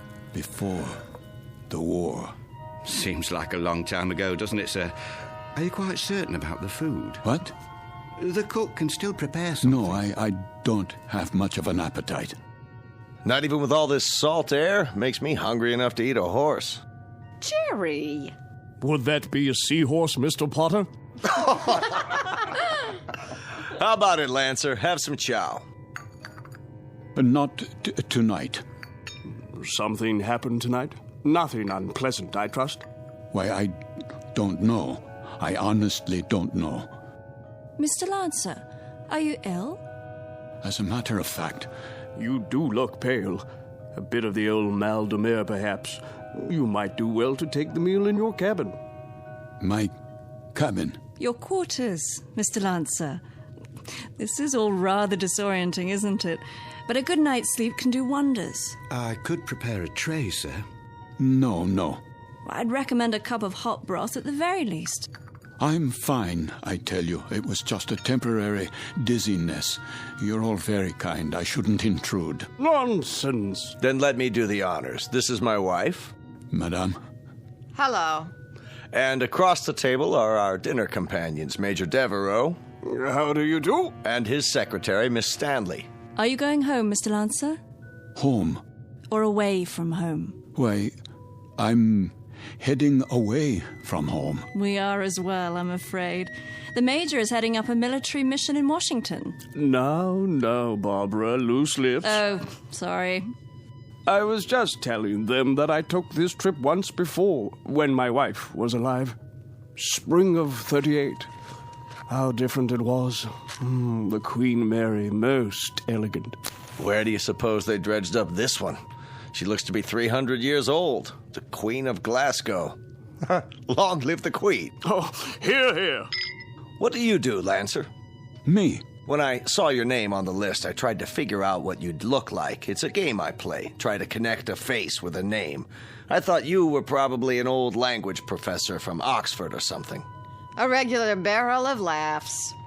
Well, I'm... There goes the light again. Well, good evening, Captain Willoughby. No, please. Remain seated. I don't have much time. I thought I'd just stop for a cup of tea and say hello to those who are still here. Don't worry on our account. I'll get you tea, sir. Thank you, steward. We did miss you, though, Captain. I must apologize. We have a miserable fog out there. No kidding. And I thought I'd best take my meal on the bridge. And the rest of the convoy, Captain, are they in sight? They'd have to be 3 feet off the bow to be in sight, Major. That fog is quite thick. Oh, dear. However, we do hope to have some sort of contact by tomorrow. But I wouldn't worry. She's a good stout ship, and this isn't her maiden voyage. She's made this passage often. I suppose misery loves company, though, doesn't it? I'd feel a lot safer if we were in a convoy. I can almost see those wolf packs converging on us. There would be no wolf pack converging on a single ship, Major Devereaux. Sorry? The principle of the submarine pack is based on the convoy attack. The gentleman is quite correct. Our primary danger would lie in a single submarine. Well, that's reassuring. I guess we stand a better chance against one than against 20, don't we? Just ask Admiral Potter here. He fought with Dewey at Manila. He knows everything. Still, it only takes one torpedo. They can do such dreadful damage. And I must tell you, I've had a miserably uncomfortable feeling ever since we've left. What kind of feeling? Of being followed. Isn't that something? I've had the same feeling. I'll tell you, I'd rather they go after us with a pocket battleship. That you can see, not a skulking, crummy tin fish a couple of miles underwater. If we're being followed, you will see the sub, Mr. Potter. It will surface. They won't waste all their torpedoes on us. Not when they can sit back 1,000 yards and shell us with impunity and sink us at will. You forgive me. This is Mr. Lancer, Captain. Mr. Lancer? But you sound like a U-boat commander. My apologies. That was clumsy of me. Oh, please, sit down. Let me clean it up, sir. I hope I didn't spill any coffee on you, Miss Stanley. No, but you did quite a job on yourself. That's quite all right. I'll get you a towel. I said it was all right. Yes, of course. Sit down, Mr. Lancer, please. Another cup of coffee, sir? No. Thank you. That won't be necessary. I think we might start by getting better acquainted. First of all, I trust everyone's comfortable. Oh, yes, quite. This ship, you know, wasn't designed to carry passengers. I hope you'll bear with some of the inconveniences. I suppose they're worth living with to get to the States, aren't they? You can say that again. Mr. Potter, I understand you're with the American government. War Production Board. And where is your home, Mrs. Potter? Good old Chicago. Windy City. Oh, how interesting. I do hope to travel farther west one day. I tell you, I'll be mighty glad to see it again, wind or no wind. And you, Mr. Lancer? Yes? Where's home for you? Home? I was born in Frankfurt. Frankfurt? Like in Germany? Yes, Germany. Well, how long had you been in England, Mr. Lancer? How long? Not very long, not long at all. Please accept my apologies. I think I'll go to my quarters now. Too bad. I was hoping we'd get a poker game going. Whoop-de-doo. Perhaps another time. Good night. Now, there goes an odd one, huh? I had him pegged as a German the minute he came in. And what do you suppose he's traveling on this ship for? You don't think he's a spy, do you? I rather doubt it, Mr. Potter. All the passengers are well screened. I am a bit concerned about him, however. He doesn't look at all well. Actually, I'm feeling a bit tired myself. I think I'll be off to bed. Good night, everyone. Sleep well. Watch your step, Barbara. I will. It's very dark out there. Would you like a torch? Oh, don't worry about me. I can have the steward escort you. I wouldn't think of it. See you all at breakfast. I'll get the light switch. Thank you, Captain. Good night.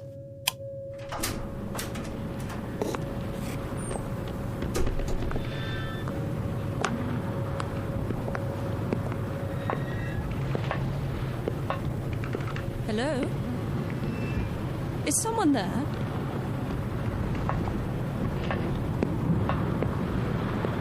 I say, is anyone...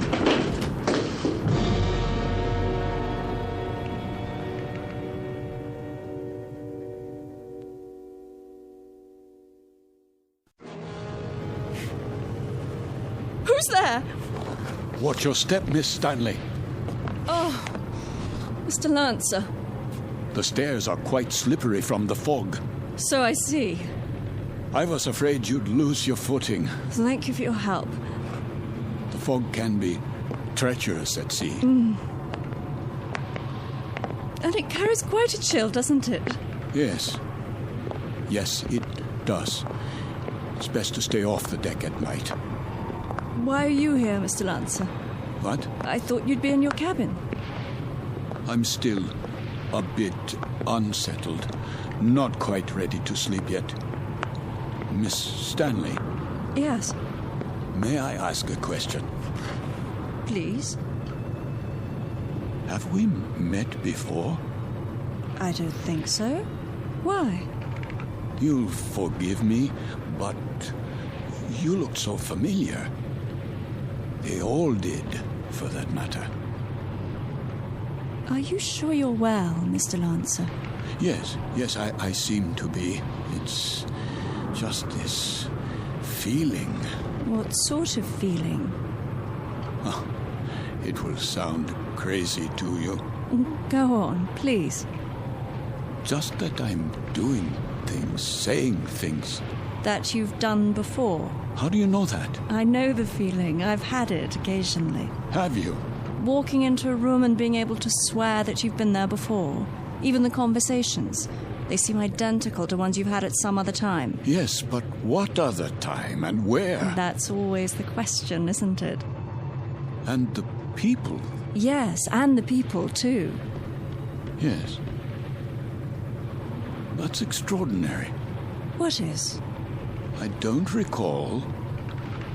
I don't seem to recall boarding this ship. Don't you? Or anything else, for that matter. How I got here, or why I'm here. There was a film about that. Pardon? In the cinema, a few years ago. With Leslie Howard. Or was it that American? What's his name? Garfield. John Garfield.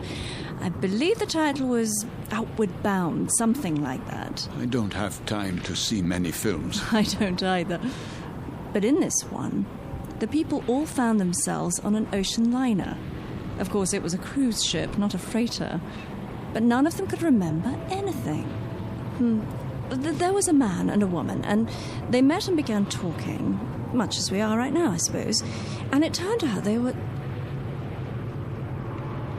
Go on.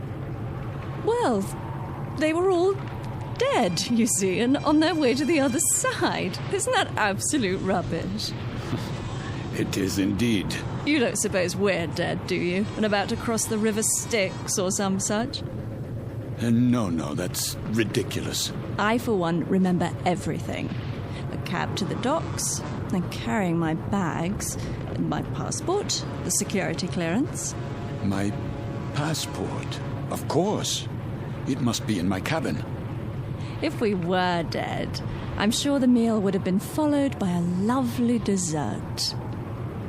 Mr. Lancer, may I make a suggestion?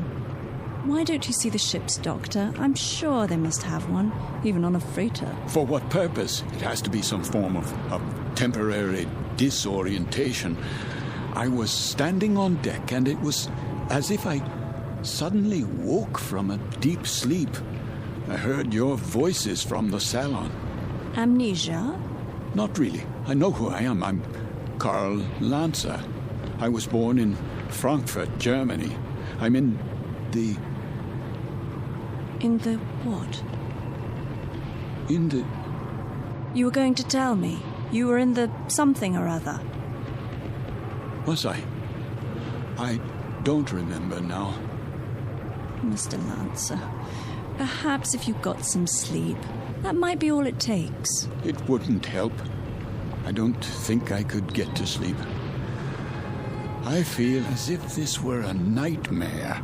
I feel strange. I feel as if there were a disaster waiting out there, some doom that's about to happen. As if we were being stalked. I know we are. It's stalking us. Yes, there's a sub out there, a U-boat. I know it. I know it's out there. I know. Who's there? Mr. Lancer? Yes, I'm Lancer. Would you come with me, please? Where? The captain's compliments, sir. He wonders if you could join him in his quarters. For what purpose? He'd like a few words with you. Go on, Mr. Lancer. I'll see myself to my cabin. Sir, this way.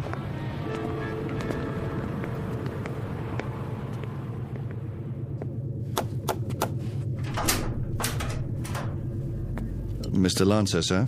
You wish to see me, Captain? Thank you for coming, Mr. Lancer. You've met my first officer, Mr. Danbury. Yes. What is this about? I wonder if you'd mind answering a few questions. No, not at all. First, would you mind showing us your passport? My passport? If you don't mind.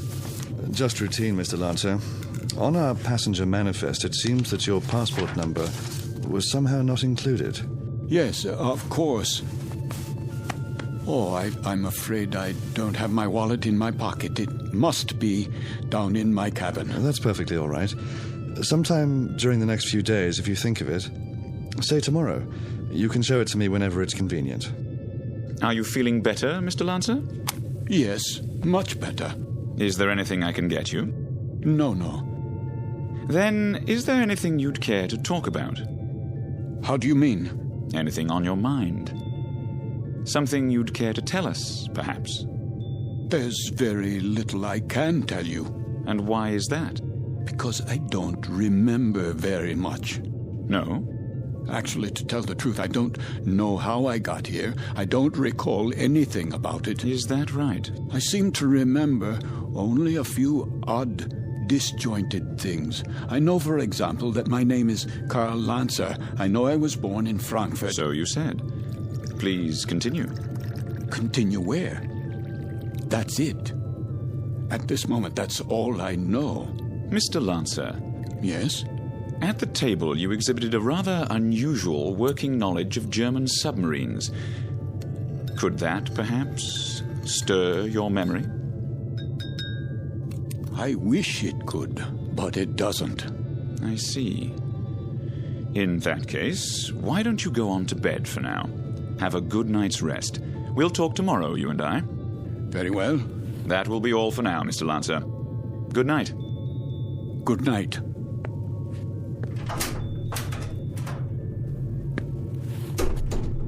Most peculiar. I'd agree, sir.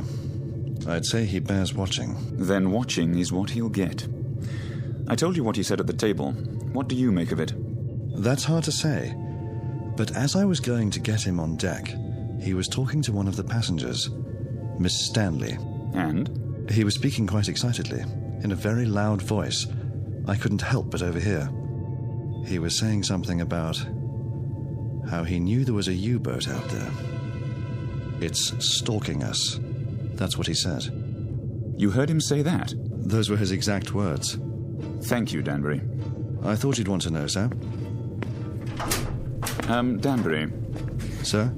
Let's keep this between ourselves for the time being, shall we? Yes, sir. And see that a steward is sent down to his room. I want to have a look at that passport as soon as possible. Right away, sir.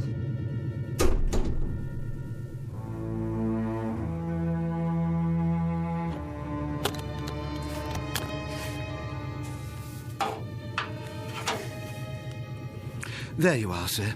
All your clothing hung up, I believe that's it. Anything else I can help you with? No, that will be all. Ah, your shoes. I'll just put them in the closet. Hold on, what's this? Where? In your bag. Looks like an officer's cap, but not one of ours. War souvenir. What are you talking about? This, sir. I was wondering if it was a war souvenir. Let me see that. Yes, sir. It's a naval officer's cap. Foreign by the style of it. Don't touch things that don't concern you. I only thought I'd put it away for you. That won't be necessary. I'll put it away myself. Yes, sir. That will be all.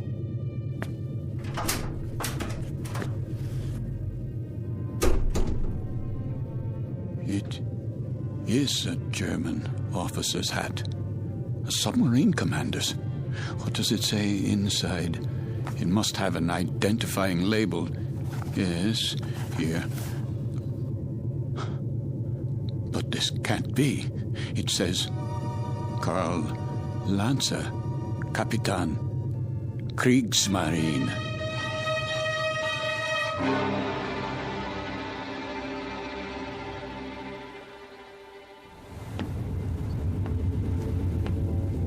Mr. Danbury? Yes, sir? We've slowed down again. See if you can impress upon that very temperamental engineer the rather dire necessity for speed. Engine room. Engine room. McLeod, can we get any more revs? We're losing speed badly.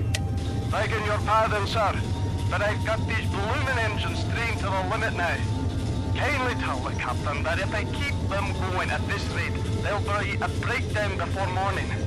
In that case, we'll be going a precious lot slower in a drift than under power. McLeod, we simply have no more revs. If you can give me maximum speed for another 12 hours... Captain! These engines needed to be overhauled a month ago, and instead of an overhaul, they're getting worked to death. Well, do what you can, man. Aye, aye, sir.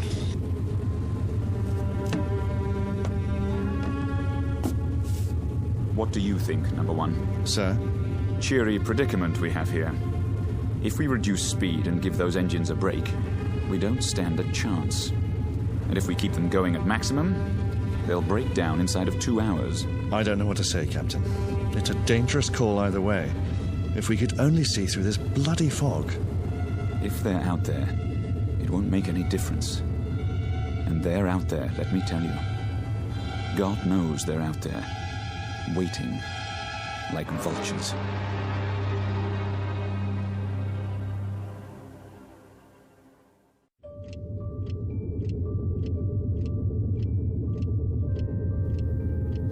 Another drink, please. Begging your pardon, sir, but it's very late. Don't beg my pardon. Just put the bottle on the bar. Go to bed if you're tired, but leave the bottle.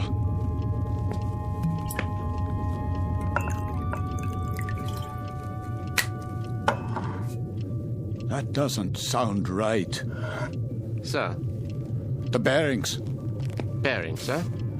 Yes, on the engines. They always sound like that, sir. You get used to it. You should hear McLeod on the subject. He's the engineer. Says the engines on this tab were originally designed for Lord Nelson. Is that clock accurate? Why, yes, sir. She's a real antique, that one. Captain Willoughby had her on the old Harcourt Bay. Keeps perfect time, she does. It says 5 minutes past 12 at 1:15. Not for a while yet. No, but at 1:15, something will happen at 1:15. Something, sir? What might that be? I don't know. I really don't know, except the hour and the minute, 1:15. It sticks in my mind. The tray for the bridge, please. Just being made up, sir. The cook will be done in a minute. Have a seat at the end of the bar. Been here long, has he? Sitting like that for 3 hours. One drink after another. Just sitting there, drinking. Wiping the sweat off his face and asking for more. And not getting drunk, mind you. That's 3/4 of a bottle gone. I'd swear it was lemonade. I've never seen the like.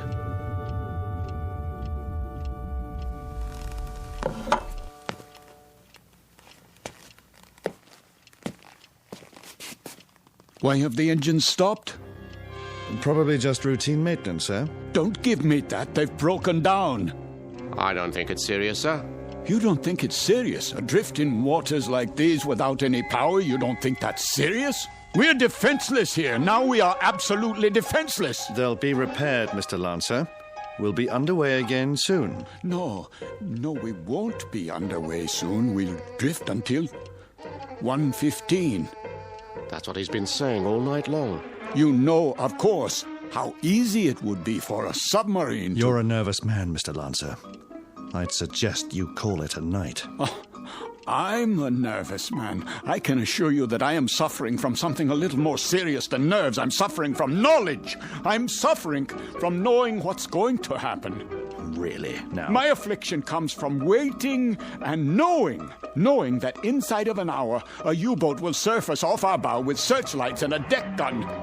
We'll be attacked and we won't be able to run away. Here, sir. Sit down, man. How does it feel to you people just standing still and waiting for a shell or a torpedo to smash into you, waiting for the ship to blow apart so that you can find yourself in the water, closing in on you, filling your lungs so you can't scream? I said sit down, man. Mr. Lancer, this kind of talk won't do you or anyone else any good. Here's the captain's tray, sir. Leave it. Is something wrong? The gentleman is ill. He doesn't know what he's talking about. Carry on. Yes, sir. Go on, cook. Back to the kitchen with you.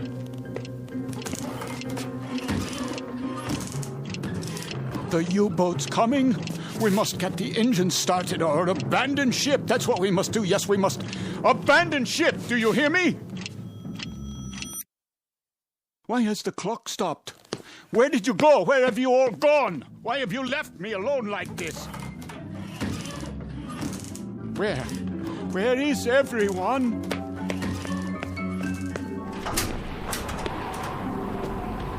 What is that? The searchlight. It's here. That's the U-boat. The U-boat is here.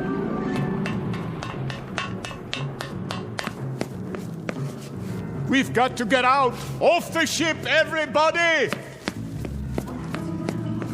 There you are. All you passengers, out of your rooms. Listen to me. There's a U-boat. I just saw it. She's going to sink us. Can't you hear me? Why don't you move? Are you all out of your minds? What do I have to do? Do I have to grab you and carry you up on deck? Do I have to throw you bodily into the lifeboats? Do I have to knock you unconscious? They're gone. But where? Is the entire ship empty? Or have I gone mad? A life preserver, yes. SS Queen of Glasgow. Wait. I remember that name. Queen of Glasgow. Queen of Glasgow. Potter? Major Devereaux! Miss Stanley, where are you? Captain, steward, we must abandon ship.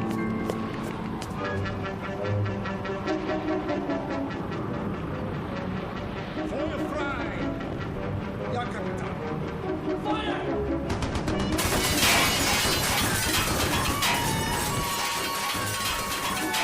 They are shelling us.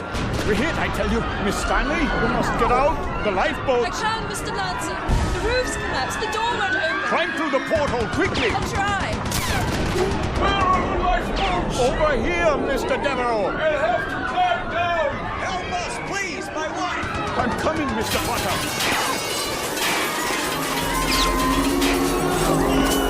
Watch out! The rail is collapsing!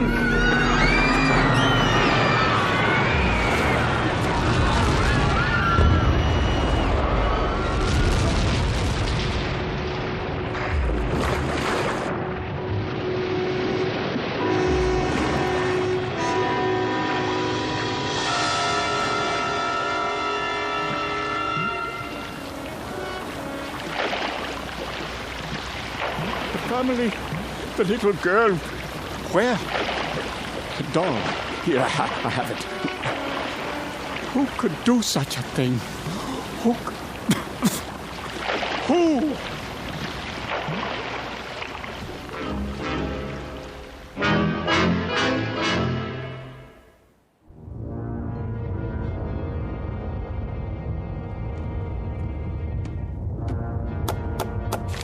Ja? Not much to show, Captain Lancer. That's all. Very little wreckage floated to the surface. Only this life preserver. There were no survivors. Then I'd say that's a good catch tonight, wouldn't you? Very good catch. It says SS Queen of Glasgow. Ah, a 5,000-tonner. Isn't that what the registry reads? Yes, sir. Cheer up, Lieutenant. Hand me the coffee. Well, pour it. If you wish, sir. You have nerves, Mueller. Not really, sir. A little shaky, perhaps. Oh, why? Nothing, sir. I asked you a question. Why? There were women and children on that ship. So? We gave them no warning. You'd have us give them warning, eh? So their radio man can send out their position, which quite incidentally is our position. You have sentiment, but no brains. You're an old woman, Mueller. You know that? I just find it difficult. To do what? To reconcile killing those people. Without warning.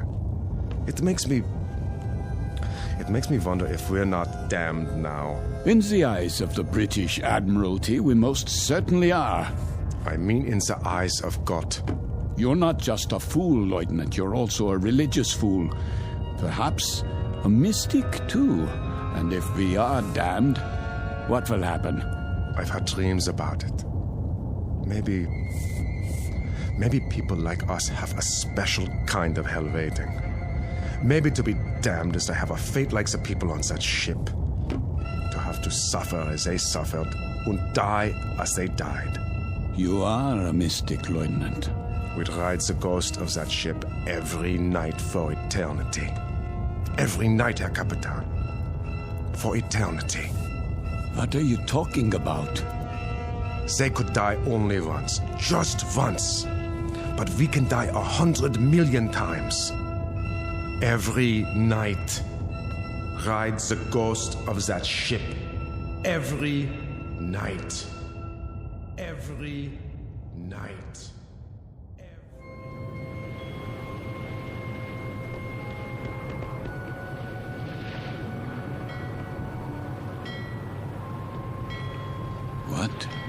What is this place? The time. It must be late. Very late. Light in the salon. Let's black out down there. Who?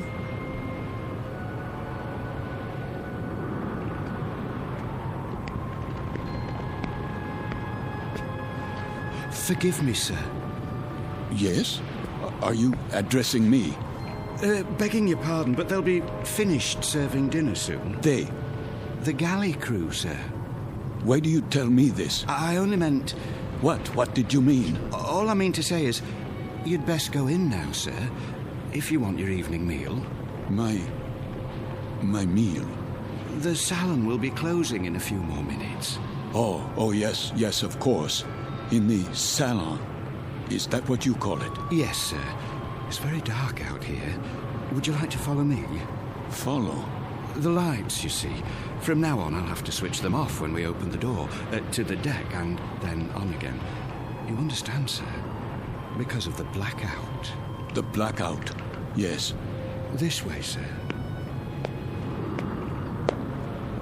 Are you all right? Why wouldn't I be? Is something wrong with my appearance? Why, no, sir. It's only that... Is this your first time? My what? Your first passage. It can take a bit of getting used to. Sea legs and all that. I'm quite used to being at sea. Thank you. I was just... A special kind of hell waiting. Maybe to be damned is to have a fate like the people on that ship. To have to suffer as they suffered and die as they died. We'd ride the ghost of that ship every night for eternity. For eternity. For eternity. For eternity.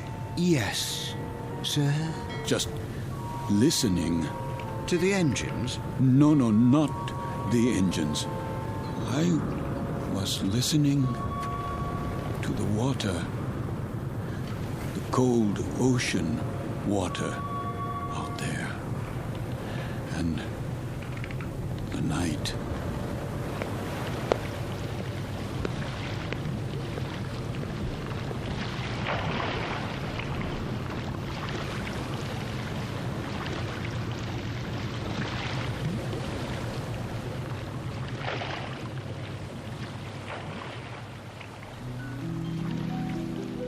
You've heard talk about paying the fiddler, the comeuppance awaiting every man when the ledger of his life is opened and examined. The credits and debits added up, a tally made, and then the reward or the penalty paid. In the case of Karl Lancer, former Capitan and U-boat commander, Navy of the Third Reich, this is the penalty. This is the justice meted out. This is Judgment Night in the Twilight Zone. More from the Twilight Zone after this. You are about to enter another dimension. A dimension not only of sight and sound, but of mind. A journey into a wondrous land of imagination. Next stop, the Twilight Zone.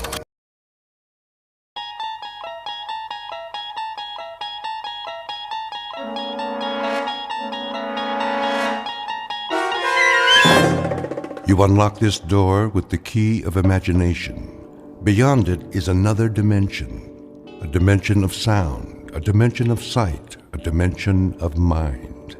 You're moving into a land of both shadow and substance, of things and ideas. You've just crossed over into the Twilight Zone.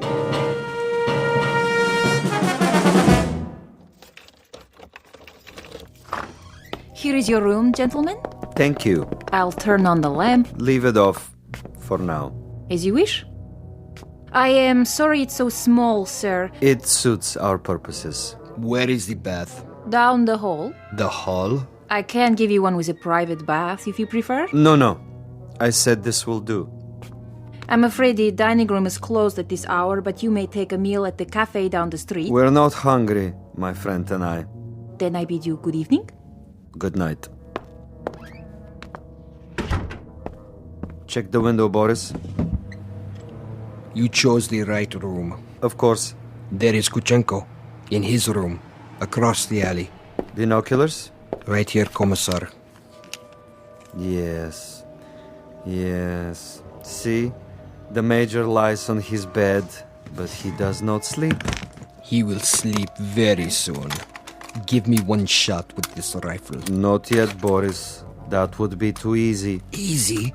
A clean kill. I have something more challenging in mind. Something along the lines of a game, perhaps. I don't like games. Not even a game of cat and mouse? What for? To make him squirm a bit before the hammer falls? We waste time, Commissar. Patience, my friend.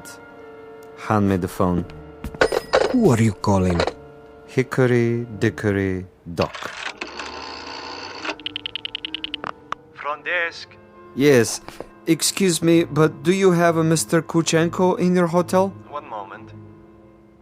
Sorry, no one by that name. Ah, but I happen to know that my friend is staying there. Perhaps he is registered under another name? Andreev? I'll check. Yes, Mr. Andreev, room 963. Very good. Will you connect me, please? Yes, sir. Look, he hears it. Of course he does. He rises from the bed to answer.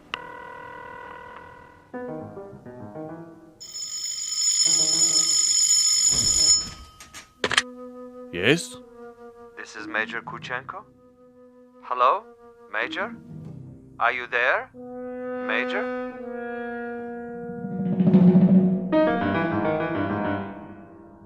The cast of characters in our drama: a cat, a cat's assistant, and a mouse.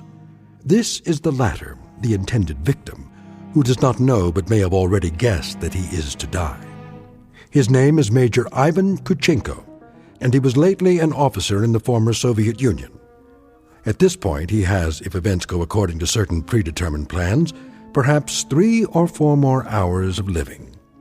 But an ignorance shared by both Major Kuchenko and his executioner is the fact that both have taken rooms at adjacent hotels in a section of the city located beyond the checkpoints of the Twilight Zone.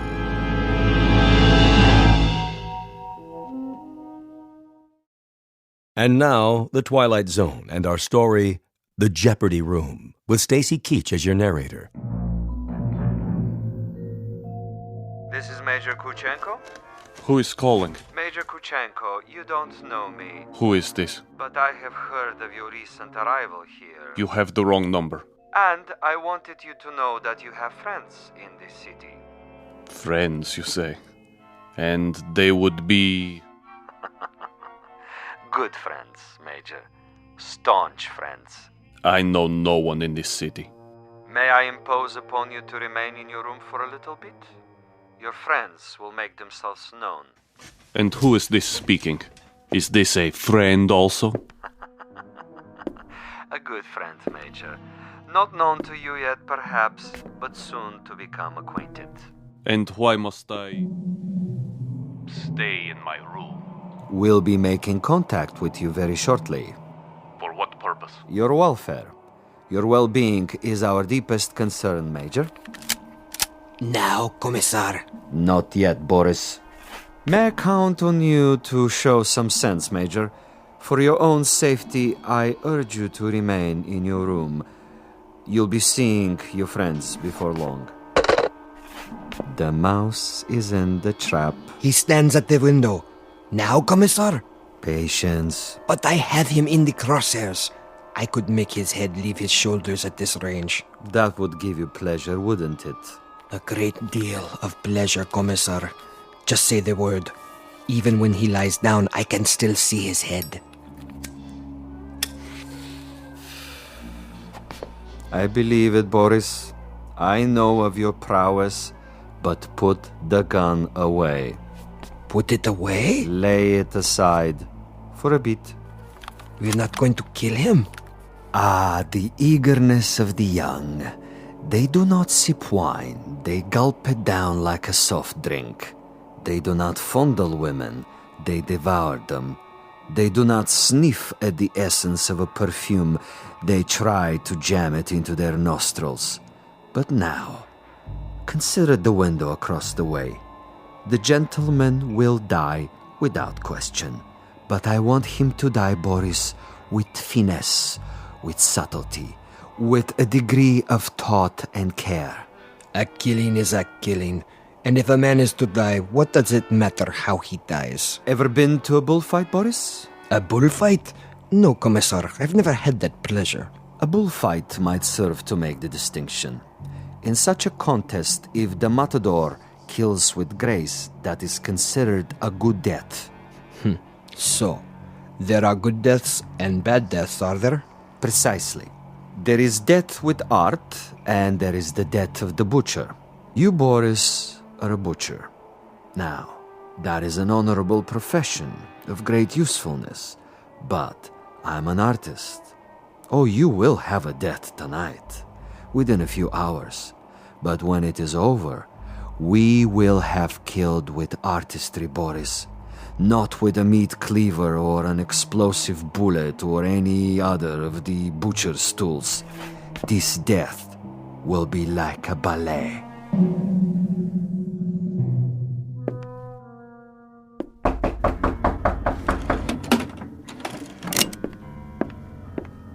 Yes? Major Kuchenko? Who is it? A friend, Major. If you prefer, you can turn off the lights and find a hiding place. I'll come in with my hands up, palms open. Major Kuchenko? And you are? I am a friend. May I? For a moment. I would prefer that you put the gun away. Not a chance. Were you the one on the telephone? We had a brief chat earlier.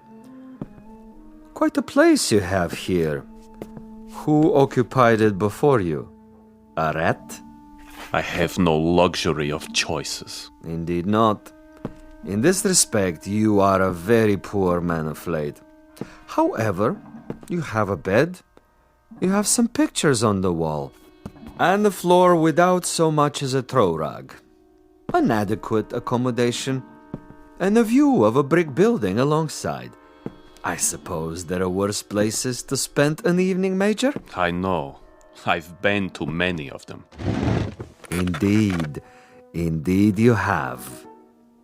Siberia is cold this time of year, is it not, Major? I'm told it's a most uncomfortable climate. You've been told quite correctly. It's a freezing jungle. A freezing jungle.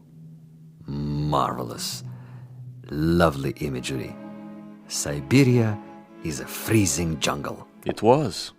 When it was part of the Union. You make reference, of course, to the people who inhabited it. I make reference to some people. Those who were in charge of that private resort. It must have been unpleasant for you? At least sufficiently unpleasant to motivate you to renounce your native land and try to seek asylum elsewhere? For a time. Asylum is no longer necessary under the new regime. But of course the old ways die hard. Some of the same people remain in charge, and they might be concerned about their public perception in this new world. To the victors go the spoils, and that includes access to certain, let us say, sensitive information? I don't know what you're talking about. Really? But I think you do. You were a political prisoner. You served a term of 12 years. You escaped and you moved quickly when the borders were opened. To bring us up to date, you have made your way to a neutral country, somehow avoiding an official debriefing. You have made contact with certain foreign agencies, and now you're desperately trying to get on an airplane that will take you to a Western nation. But for some reason, you feel that you're still under surveillance? Oh, it's more than a feeling. I know I'm under surveillance. Do you know by whom? I know very well. Can you tell me who they are? Look in the mirror. Commissar Vasilov. Very discerning, Major. You remember faces? I remember pain. I remember some interrogations that went on for many weeks.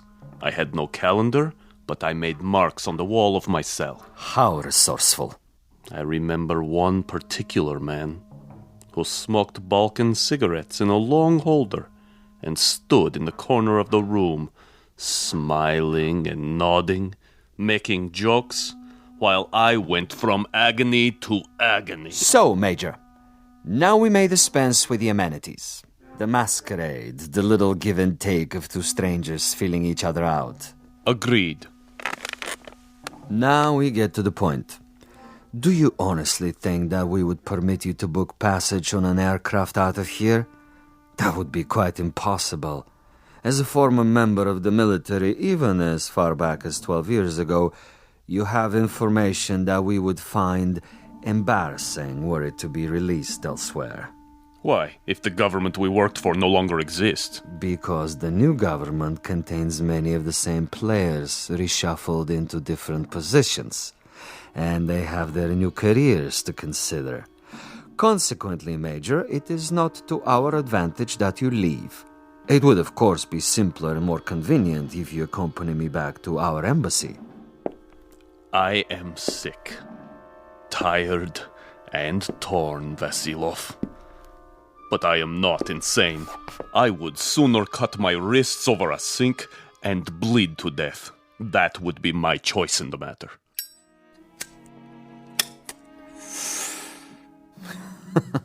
You surely can't be serious, Major. I'm rather a connoisseur of the several hundred ways for a man to depart the earth. And you can believe me when I tell you the cutting of the wrist is not a particularly felicitous modus operandi. Quite apart from the pain, which of course must be attendant, is the fact that one dies slowly, and because of this, he has to be an eyewitness to his own demise. No, my dear friend, I'm afraid we are of two minds about that kind of death. But enough. I have brought you a small gift. Consider it a peace offering. Careful.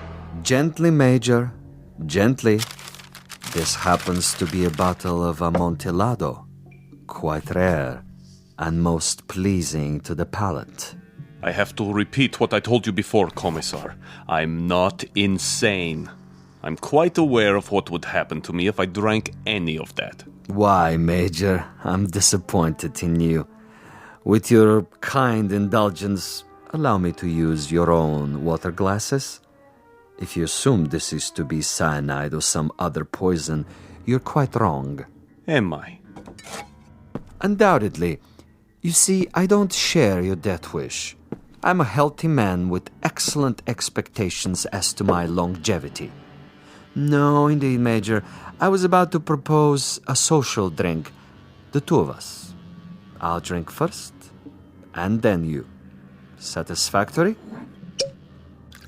Such ritual, Commissar. Such tribal rites. Yet you have only one purpose with me. Why don't you get it over with? If you're trying to disarm me and make me get rid of this pistol, it'll take more than a social wine. Indeed, Major. Now, as to my business with you, we both know what that is. Go ahead and say it. Very well. I'm to see that you're dead by tomorrow morning. Is that plain enough? Quite plain.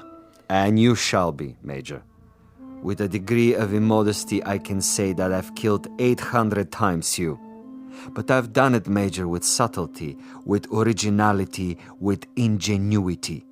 I'm the last of the imaginative assassins, an artist of the profession, as it were.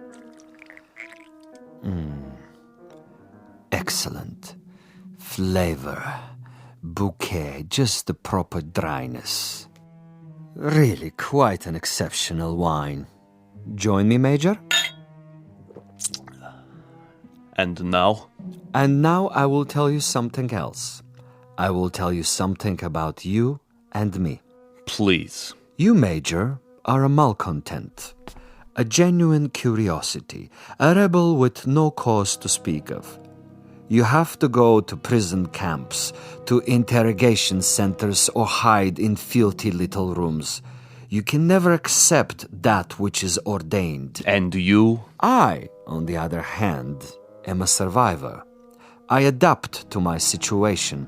I haven't a large salary, and my job, at least the way it's laid out, is a rather dull one.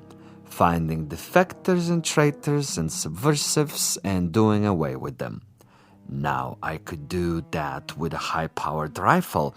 I could do it with a homemade bomb. But I choose to exercise imagination and taste. In your case...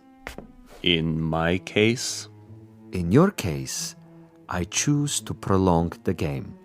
And in the process of this prolongation, I've come up with what I think is a most bizarre and novel method of execution.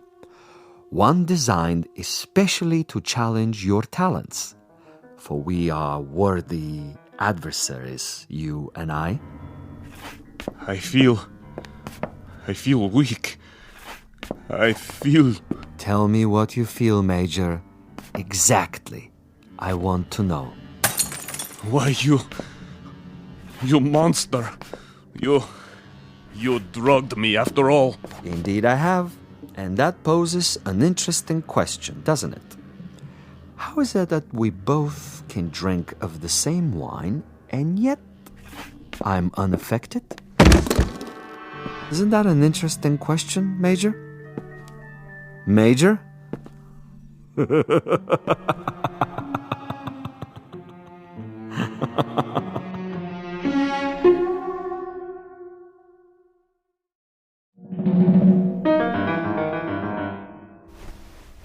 My head. He's gone. But I'm still alive. So he wants to play a game. And he has left something behind. What is this? Greetings, Major Kuchenko. I'm an exceptionally good judge of men. Are you? And in my judgment of you, I made an assumption that you are sufficiently observant to see the tape recorder on top of your dresser and curious enough to play it. How could you resist? This will also suggest to what complicated ends I'm willing to go to make a simple execution different and imaginative. First of all, to clear up one point. You may remember our discussion. Before I left you, I proposed a question. Isn't it odd that we both drank of the same wine, and how different the effect? Isn't it odd? Really quite incredible and bizarre. How can it be? In all honesty, Major, how do you explain it? Go ahead. I'm listening. You. Perhaps you have figured it out already. The truth is, I have been imbibing this particular drug for many years, a sort of experiment with myself as the subject. I have now reached the point where my physical tolerance has risen so that I can drink it by the gallon and remain quite unaffected. This in itself is a rather common and uninspired trick, a phenomenon well known to the scientific community. But you will also note, and I hope with a degree of pleasure, that you have not been poisoned. You're very much alive. Where are you? As you've probably perceived, I'm rather a gamesman when it comes to killing. I adhere to my own rules and ethics. Hence, Major Kuchenko, I have taken the liberty of removing your pistol so that you won't hurt yourself. Now listen to the following quite carefully. This is the game, and these are the rules. You have been asleep for roughly 3 hours. During that time, in addition to dictating this on the recorder, I have done the following. I have placed a booby trap in your room. It is not visible, but it is attached to a very common object that is in the room.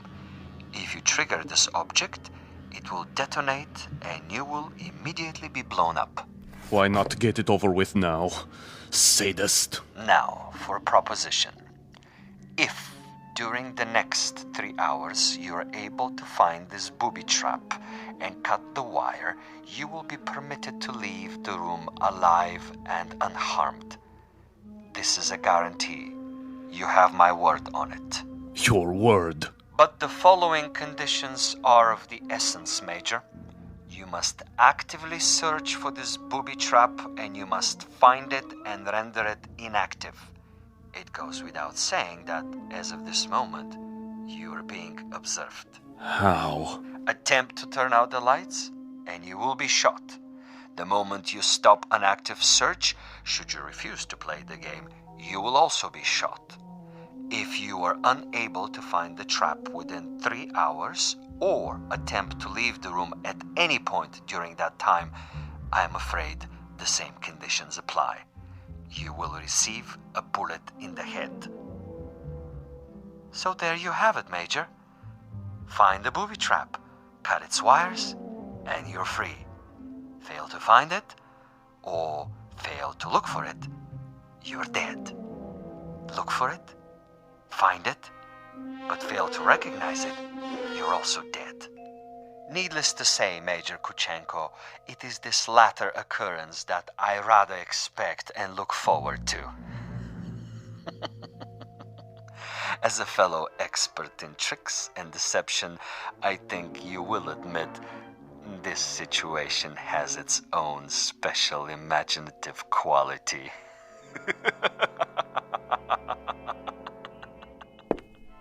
Where are you? Where are you?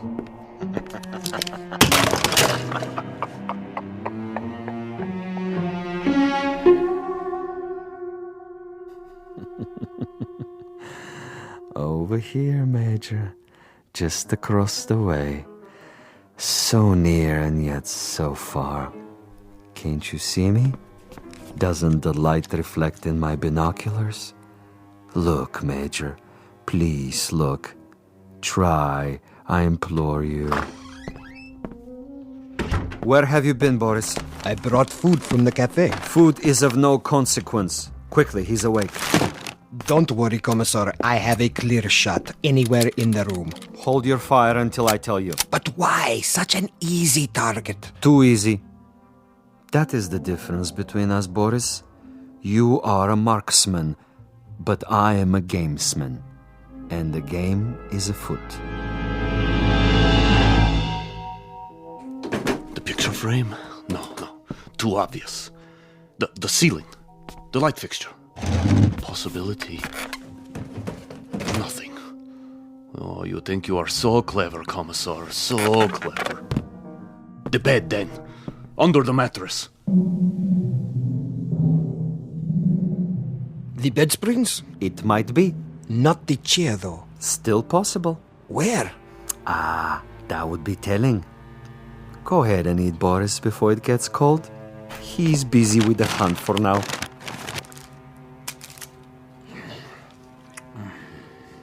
What did you bring? Sandwiches. Have one, Commissar. I never eat while I'm working. I'm like an athlete, Boris. Food is a distraction. Food is good. It makes one sluggish, affects the concentration. The morning will come soon enough. Over here, Kuchenko, just across the alley.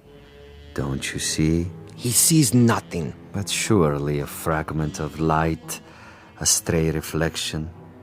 Perhaps he has seen us. Yes, he must know, but he refuses to acknowledge. He is too proud. He knows he must do this on his own and will not give me the satisfaction. The bookshelf? Or the books themselves? Which one? An atlas? A novel? The Bible, of course. It's already been moved an inch, 2 inches. But the wire? Where? One way to find out. The bookcase itself, then. Behind the books. In the wood, the nails. Or under the floorboards. Wait, think. Where would I put it? You want a real battle of wits, Vasilov? You've got it. Think. 4 walls. Ceiling. Light fixture. Floor. A picture. Bed with frame. Box springs. Mattress. Headboard. A night table. Bookshelf. Dresser. Window. Desk. First the drawers. The top one. Slowly.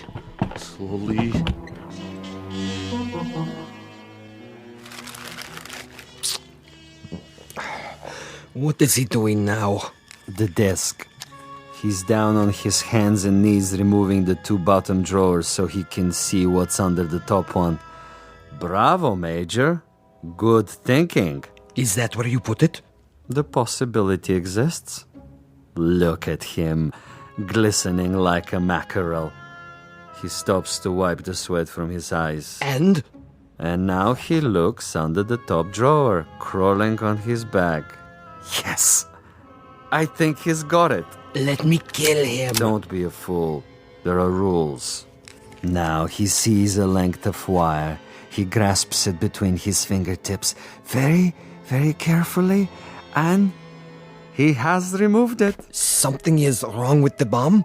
I doubt it. Then it was not in the drawer? Oh, there is a piece of coat hanger I placed there. A decoy. A drawer would be common, uninspired. And I'm not, you'll forgive the modesty, a common executioner. Where is it, Commissar? In a most ingenious place.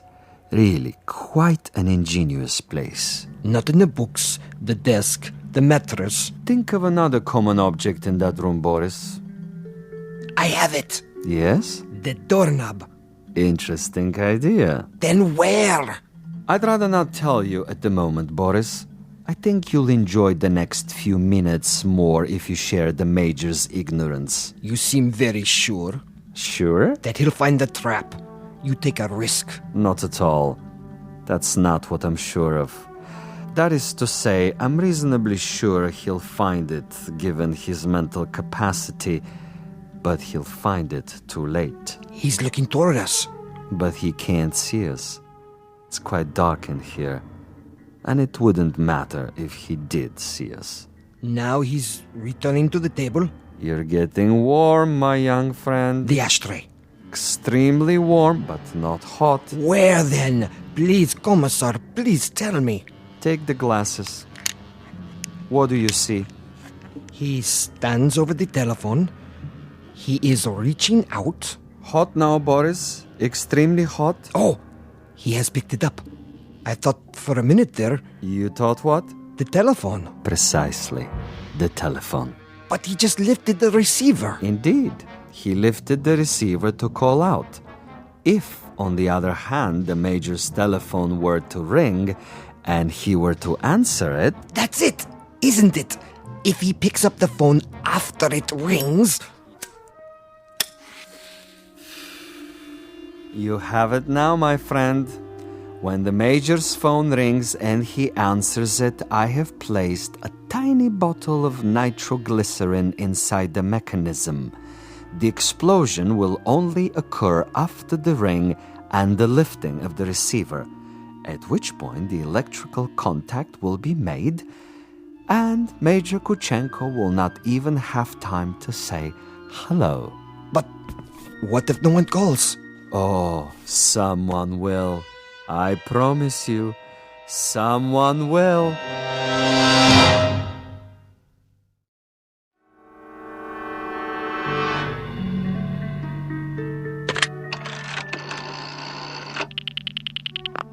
Front desk. This is the party in 963. I was wondering...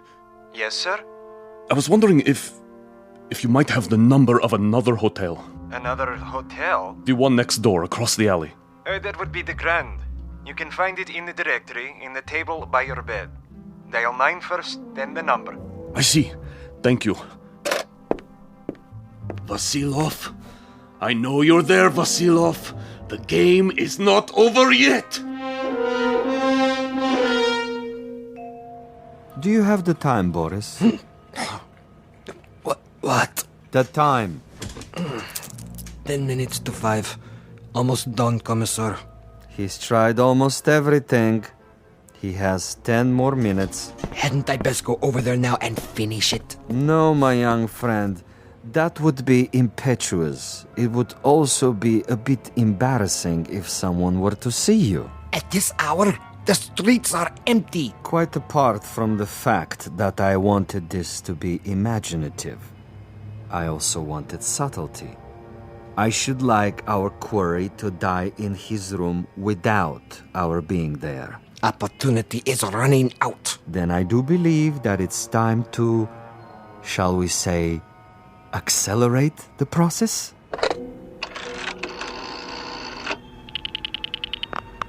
Hotel Mont Blanc? Would you dial room 963, please? Thank you. I'll wait. There it goes. He's walking toward it. What's the fool doing? Why doesn't he answer it? I can't tell. He has his back to the window. Turn around so I can see. Now, Commissar? No. Would you dial 963 one more time, please? Yes, I know it didn't answer. Ring it again. What's he doing, Boris? His back is still to me.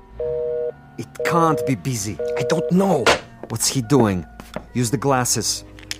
He's turning around, lighting a cigarette. He's mocking me. Now, he suddenly dropped from sight. Kill him. I can only see the top of his head. He's moving across the room. Do it! You missed, you fool. He's at the door. Again. He's gone out of the room. And you missed him.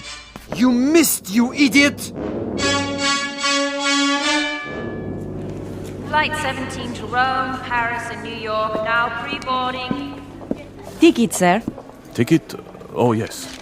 Mr. Andreev. Passport? Right here. I see. Is anything wrong? No, sir. Everything seems to be in order. How many bags? No luggage.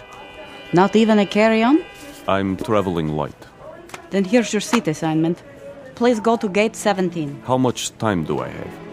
Boarding for coach class begins in 5 minutes. Good. Sir? I mean, thank you. I'll be there.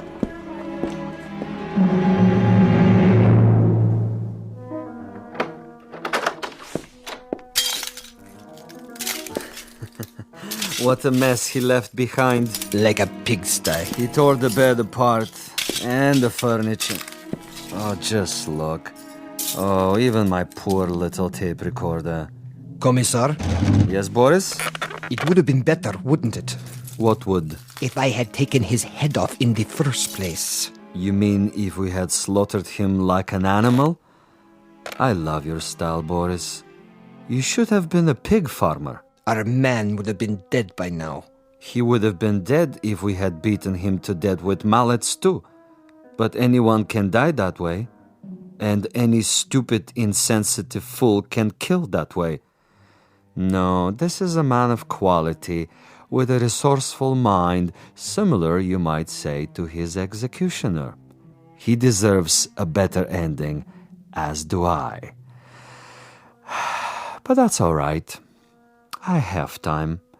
I'll get him in the next city, now that I know my adversary. We will be able to track him? Most certainly. The old network still functions, though in a much different way. I have the same contacts, no matter what they now call themselves. Importers, exporters, businessmen of various stripes, here and abroad. It's marvelous, you know. Really marvelous. Think of the possibilities. Other, even more ingenious methods of doing away with Kuchenko and his kind. I still think we should have chased him. Not at all. He would have gotten away. And even if he hadn't, it would mean that a thick-headed clod like you is more efficient than I. And this I reject, Boris. This I reject in toto. Look at this. A bottle of wine. I can only find one glass. Throw it away. One drink, Commissar. I said no. But there is more than half left. This is not for you. But why? Do you know much about Amontillado?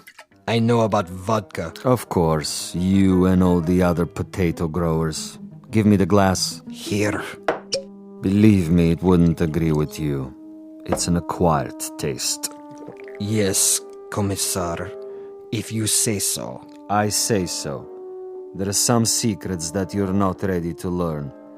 But in time, Boris. In time. For now, I need you awake and alert. That's right. I do what you say, as always. But so far, your methods are not very effective. The men who pay us, they will not be impressed. And you will make a report? Only I can do that. I am the one they listen to. I can request another assignment. You're free to do so. Until then, I take no further orders from you.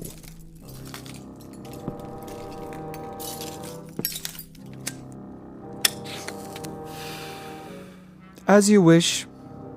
You might want to reconsider, though.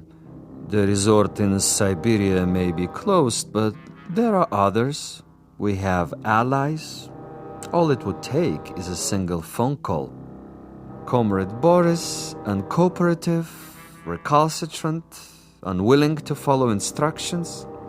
In this new order, there are not many positions for the uneducated, the blockheads with families. Yes? Well, You want to say something? I withdraw my complaint. What's that? I didn't hear you. I am tired, Commissar. I say many things when I am tired. You wish to apologize? Yes. Very well. I will take it under advisement. In the meanwhile, see if Major Kuchenko left anything behind. Check the closet, the drawers. Yes, Commissar. And life goes on. The sun comes up and we arise to meet another day, to prevail by our wits and our wits alone. I'll get it, Commissar. No, Boris! I don't want... You fool, no! I'm sorry, sir. Your party doesn't answer. No? It doesn't ring at all now. You're sure? Mont Blanc Hotel, room 963. Strange. The line is suddenly dead. Thank you, operator.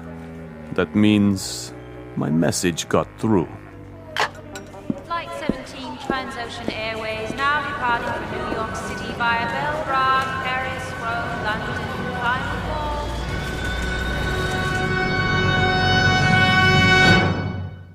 Major Ivan Kuchenko on his way west, on his way to freedom. A freedom bought and paid for by a most stunning ingenuity. Exit a gunman named Boris and one Commissar Vasilov, who forgot that there are two sides to an argument and two parties on every line.